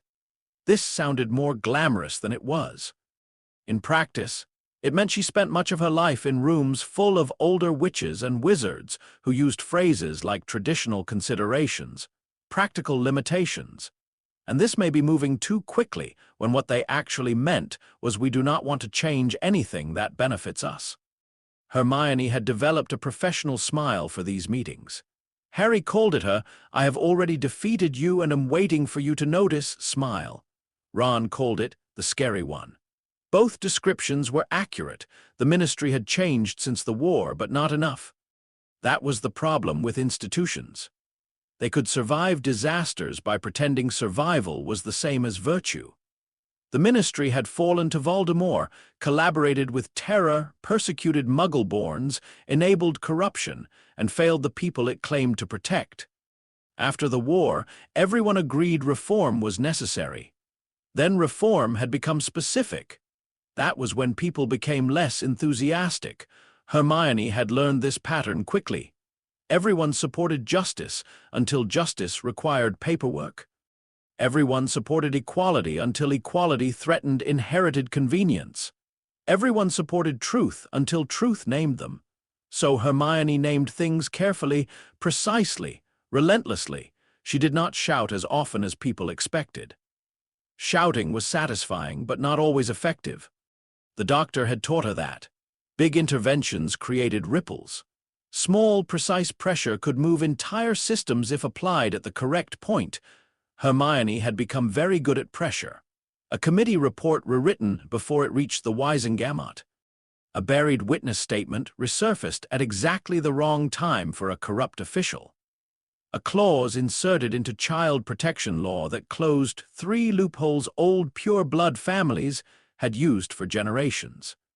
A public record charm attached to ministry hearings so transcripts could not be quietly altered afterwards. Small things. Necessary things. People underestimated small things. Hermione no longer did. The time-turner proposal arrived on a Tuesday. That should have warned her. Nothing good had ever arrived on a Tuesday at the ministry. Mondays were too obvious. Fridays were too tired. Thursdays had a suspicious habit of becoming historically significant. But Tuesdays were where bad ideas dressed themselves in reasonable language and asked for funding. The document landed on Hermione's desk at 8:12 a.m. It was thick, bound in blue, stamped with the seal of the Department of Mysteries. Hermione read the title once, then again.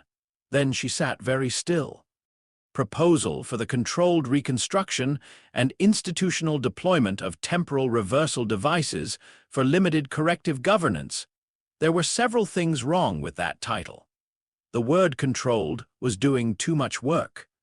The phrase limited corrective governance sounded like something a villain would say shortly before explaining why democracy was inefficient. But the true problem was simpler: time-turners. Hermione opened the file. By the 3rd page, she was irritated. By the 7th, she was worried. By the 12th, she was frightened. By the 20th, she had taken out her private notebook. The proposal was not stupid. That made it dangerous. A stupid proposal could be defeated quickly. This one was elegant, detailed, and written by people who clearly believed they were saving the world from repeating its mistakes. The faction behind it was not made of Death Eaters. That would have been easier. They were reformists, war survivors, young ministry researchers. Some were Muggle-born. Some had lost family. Some had spent the last 5 years looking at the wreckage Voldemort left behind and asking the same question everyone asked when grief had nowhere useful to go.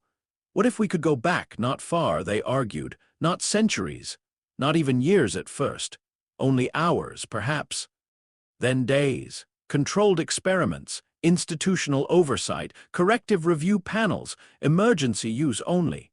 Prevent wrongful convictions. Stop assassinations.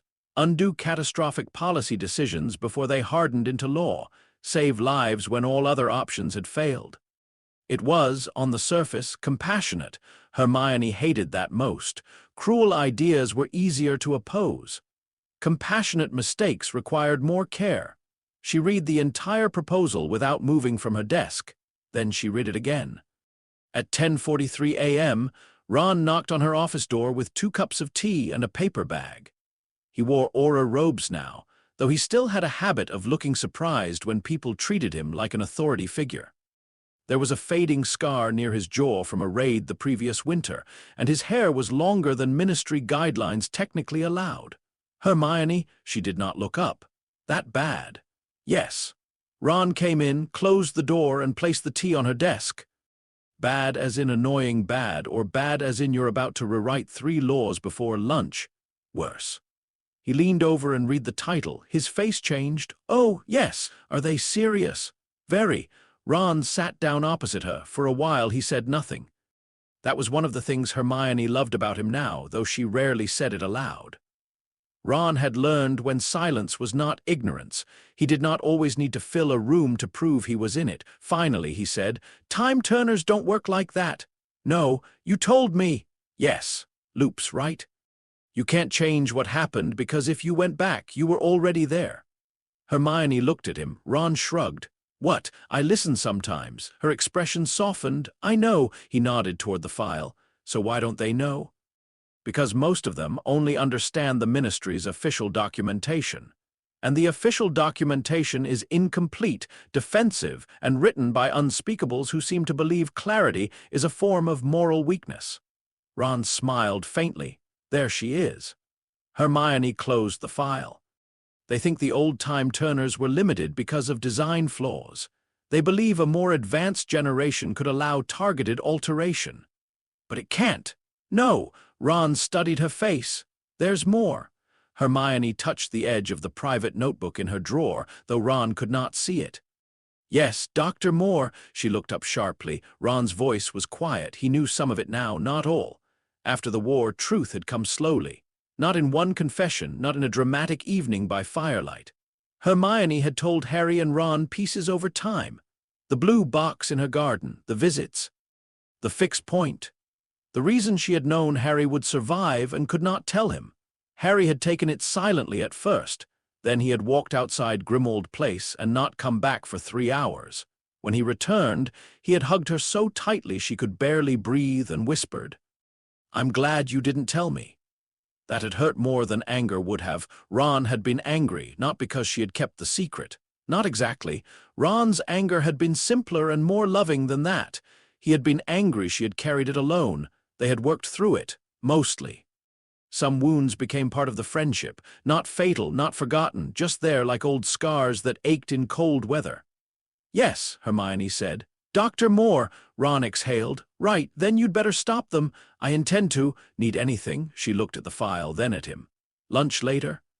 He smiled. "After you save causality, preferably." "Brilliant. I'll keep sandwiches ready in case time survives." Despite everything, Hermione laughed. Ron stood, kissed the top of her head, and left her with tea, the file, and the terrible comfort of being understood. The hearing took place 2 days later. Committee Room 3 had been chosen, which Hermione considered either ironic or insulting. Committee Room 3 had once been used for Muggle-born registration appeals during the war. The old benches had been replaced, the walls repainted. The official plaque outside changed. But Hermione remembered. So did the room, not magically, not in any measurable sense, but memory had weight. The chamber was full by the time Hermione arrived. Members of the Wisengamot sat in raised seats. Department heads occupied the front rows. Unspeakables stood in a cluster near the left wall, hooded and silent, because apparently even after a war they had not learned that being unnecessarily mysterious made people distrust you. Reporters waited near the back. Hermione approved of that. Public records mattered. The proposal's lead advocate was a witch named Eleonora Vane, 32 years old, brilliant, composed, and sincere in the way that made debate harder. Her brother had died in 1997 after the ministry ignored evidence of Death Eater activity in his village. Hermione knew that because she had read the background file, she had almost wished she hadn't. Almost. Vane presented first. She was excellent. Hermione could admit that. She spoke of responsibility, of the ministry's failure, of innocent lives lost because information had arrived too late, because officials had acted too slowly, because mistakes had become irreversible before anyone understood them. She did not use the language of control. That would have been easier to attack. She used the language of duty. "If magic offers us the possibility of correction," Vane said, voice steady across the chamber, "then refusing to investigate that possibility is not caution. It is negligence. We cannot undo the suffering of the past 5 years. But perhaps with care, oversight, and courage, we can prevent future suffering from becoming permanent." Murmurs moved through the room. Hermione listened. She felt with uncomfortable clarity why people wanted to believe her, who would not want a world where the worst moment could be revisited with better information, who would not want to send one warning backward, move one child out of danger, stop one curse, save Fred.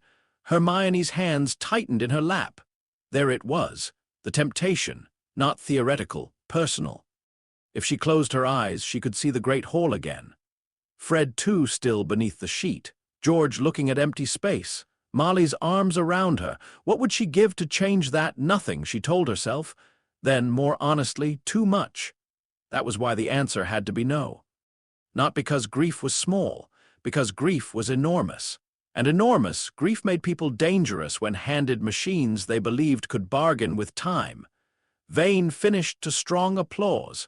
Then Hermione stood, the room quieted in a different way. Her reputation had become inconveniently large in the years after the war. Some called her brilliant, some called her ruthless. Some called her difficult, which Hermione had learned usually meant insufficiently obedient while correct. She placed her notes on the lectern. Then she looked up. "I understand the appeal of this proposal," she began. That surprised people. "Good. I understand it not only as a policy advisor, but as someone who has used a time-turner. I understand the desire to stand before a catastrophe and believe the correct application of intelligence, magic, and courage might allow us to go back and make it hurt less." She paused. The chamber was silent. That desire is human. It is compassionate. It is also, in this case, wrong. A few faces hardened. Hermione continued. The proposal before us rests on a misunderstanding of what time-turners do. They are not instruments of alteration. They are causal loop devices. A witch or wizard using one does not create a new outcome. They participate in the outcome that has already occurred. Vane leaned forward. With respect, Miss Granger, that describes the limitations of known models.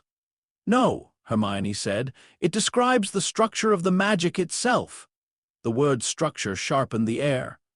She lifted her wand and projected a simple diagram into the space above the lectern, not Gallifreyan, not exactly, but inspired by it, a line bending into a loop. A time-turner does not open history, it closes it. The traveler's actions in the past are already part of the event the traveler experienced before using the device. This creates the appearance of agency while producing none. A Wisengamot elder frowned, but records indicate time-turners have saved lives. Yes, Hermione said, because they were always used to save those lives. The loop includes the rescue. Remove the loop, and the original event becomes impossible as recorded. That is not correction. That is consistency. Vane stood. Then surely a more powerful device, a more powerful loop remains a loop, unless the underlying enchantment is redesigned. To do what? Break causality. The words landed harder than Hermione intended. Good, let them. She turned slightly, addressing the whole chamber now. The proposal assumes that the past is a draft and the present a corrected edition. It is not. A society cannot use time travel as an editing tool without destroying the conditions that allow learning, accountability, and reform. Vane's expression tightened. You would preserve suffering for the sake of theory. No. Hermione's voice sharpened. I would prevent new suffering disguised as correction. The room stilled. Hermione lowered the diagram. Let us imagine this institution had possessed such devices during the last war. Who would have controlled them? The Ministry, the same Ministry infiltrated and later controlled by Voldemort. The same Ministry that conducted sham trials, persecuted Muggle-borns, and altered public records. No one answered. Would we go back and prevent policy mistakes? Which ones? Decided by whom? Would we warn ourselves earlier? If warned, would the Ministry have listened? If it listened, would the resistance form in the same way? Would the evidence exist? Would the public understand the danger? Would the people who learned courage through failure still become the people needed to fight? Her voice lowered. A correction applied to the past does not simply improve the future. It can erase the knowledge that made correction possible. That was the heart of it. The Doctor's lesson in Ministry language. Hermione did not mention fixed points. She did not mention paradox collapse. She did not mention Harry walking into the forest, or the Horcrux in his scar, or the way the universe had held one terrifying moment in place until it could resolve. She gave them what they could use. Causal architecture, policy stability, institutional accountability, public risk, ethical limits. It was not the whole truth, but it was the smallest necessary truth. Vane looked pale now, but not defeated. What would you say, then, she asked quietly, to the families who know their loved ones died because this Ministry acted too late? The room held its breath. Hermione did not look away. I would say they are right. A ripple moved through the chamber. Hermione's voice remained steady. I would say the Ministry failed them. I would say no temporal device should be used to spare this institution from the consequences of its failure. I would say our duty is not to erase the record of what went wrong, but to build systems strong enough that those failures are not repeated. She paused. And I would say that grief deserves justice, not a machine that teaches powerful people to believe consequences are optional. Silence. Deep. Complete. Then someone began writing, then someone else. The reporters, Hermione noticed, were moving quickly now. Good. The proposal did not die that day. Bad ideas rarely died in one hearing. They retreated, renamed themselves, waited for friendlier rooms. But by afternoon, the funding recommendation had been withdrawn. By evening, 3 committee members had publicly requested further review. By the next morning, the minister's office released a statement praising necessary caution in matters of temporal governance, which was political language for Hermione Granger, has made supporting this proposal dangerous. The proposal was shelved, for now. Hermione returned to her office with a headache, cold tea, and the grim satisfaction of having prevented a disaster no one would ever properly know had been a disaster. That was becoming a theme in her life. Late Thursday evening, the ministry was almost empty. Hermione preferred it that way. During the day, the ministry was noise, fireplaces flaring, memos flying, people arguing in corridors, officials rushing to meetings where they would invent reasons to delay decisions already overdue. At night, the building became honest, old stone, old magic, old mistakes. Hermione sat at her desk beneath a lamp, writing the final notes from the time-turner hearing. Her office was small but fiercely organized. Bookshelves lined two walls. Legal drafts were stacked by urgency. A framed photograph of her, Harry, and Ron sat near the window, taken 2 years after the war, all three of them laughing at something just outside the frame. Beside it was another photograph, the Granger back garden. Her parents had taken it after the patio was repaired. Hermione kept it because the new stone still didn't quite match the old. At 9:41 p.m. there was a knock. Hermione looked at the door. "Come in." No one entered. The knock came again, not from the door, from the window. Hermione froze. Her office was on the 3rd floor. Slowly she turned. A blue police box hovered outside her window. Hermione stared. The TARDIS bobbed slightly in the air, as if trying to look casual and failing. Attached to the glass by something silver and faintly glowing was a note. Hermione stood, walked to the window, and opened it. The note peeled itself off and floated into her hand. The handwriting was chaotic and unmistakable. "There's something in 1967 you should see. Wear sensible shoes. The doctor. P.S. I've fixed the coordinates. Mostly. P.P.S. Ignore the smoke. It's meant to do that. P.P.P.S. If anyone asks, this is official ministry business." Probably. Hermione read it once, then again, then she looked at the TARDIS, then at the note, then back at the TARDIS. A laugh escaped her, not loud, not wild, but young in a way she had not felt for some time.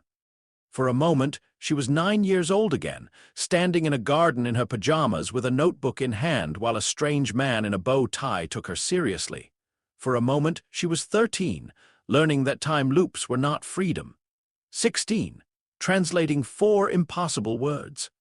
17, sitting on broken steps while the doctor told her grief was not a failure of strategy. 23, standing in an office she had earned, in a ministry she was slowly forcing to become better, with the universe knocking on her window like an impatient friend. Hermione went to her desk. She opened the bottom drawer. The old notebook was still there, the first one. The 1991 notebook. Its cover was worn soft at the corners. The pages were yellowing slightly. Inside were the original TARDIS notes, written in the painfully neat hand of a child determined to make sense of the impossible. She opened to a fresh page near the back and wrote, "TARDIS. 3rd floor ministry window. Thursday, November 2003. Coordinates unknown. Invitation accepted pending practical assessment. Doctor claims coordinates fixed.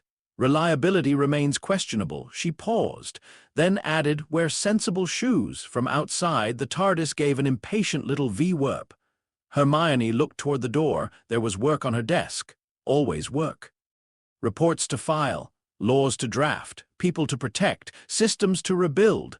The wizarding world was cleaner than it had been 5 years ago, but not clean. Better, but not safe. Forward, but not finished. She could not disappear forever. She would not. That was the difference between her and the doctor, perhaps. He belonged to motion. Hermione belonged to work that stayed still long enough to be repaired. But an evening, a Thursday, something in 1967, she could be back by morning, probably. She took her coat from the hook. Then she stopped, returned to the desk, and wrote a quick note for her assistant. "If anyone asks, I am reviewing a temporal governance matter." This is technically true. HG, she considered that, then added, "Do not approve anything involving time turners while I am gone." Satisfied, she folded the note and placed it where it would be found.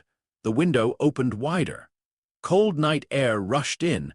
The TARDIS door cracked open, spilling golden light across the ministry office. The doctor leaned out. He wore the same bow tie, the same impossible smile. Different sadness around the eyes, perhaps, or perhaps Hermione simply knew how to see it now. "You're late," she said. "I'm always late. You own a time machine, and yet, that is not an excuse, that is an admission of incompetence." The doctor beamed. "Oh, I have missed you?" Hermione climbed carefully onto the window ledge, coat buttoned, notebook in pocket, wand secured. "If this is dangerous, it is. Then I expect a full explanation." "You'll get half an explanation, 3 contradictions, and possibly a hat." "No hats." "Fine, no hats. Doctor." "Yes." She looked back once at her office. The lamp still burned on the desk. The policy papers waited.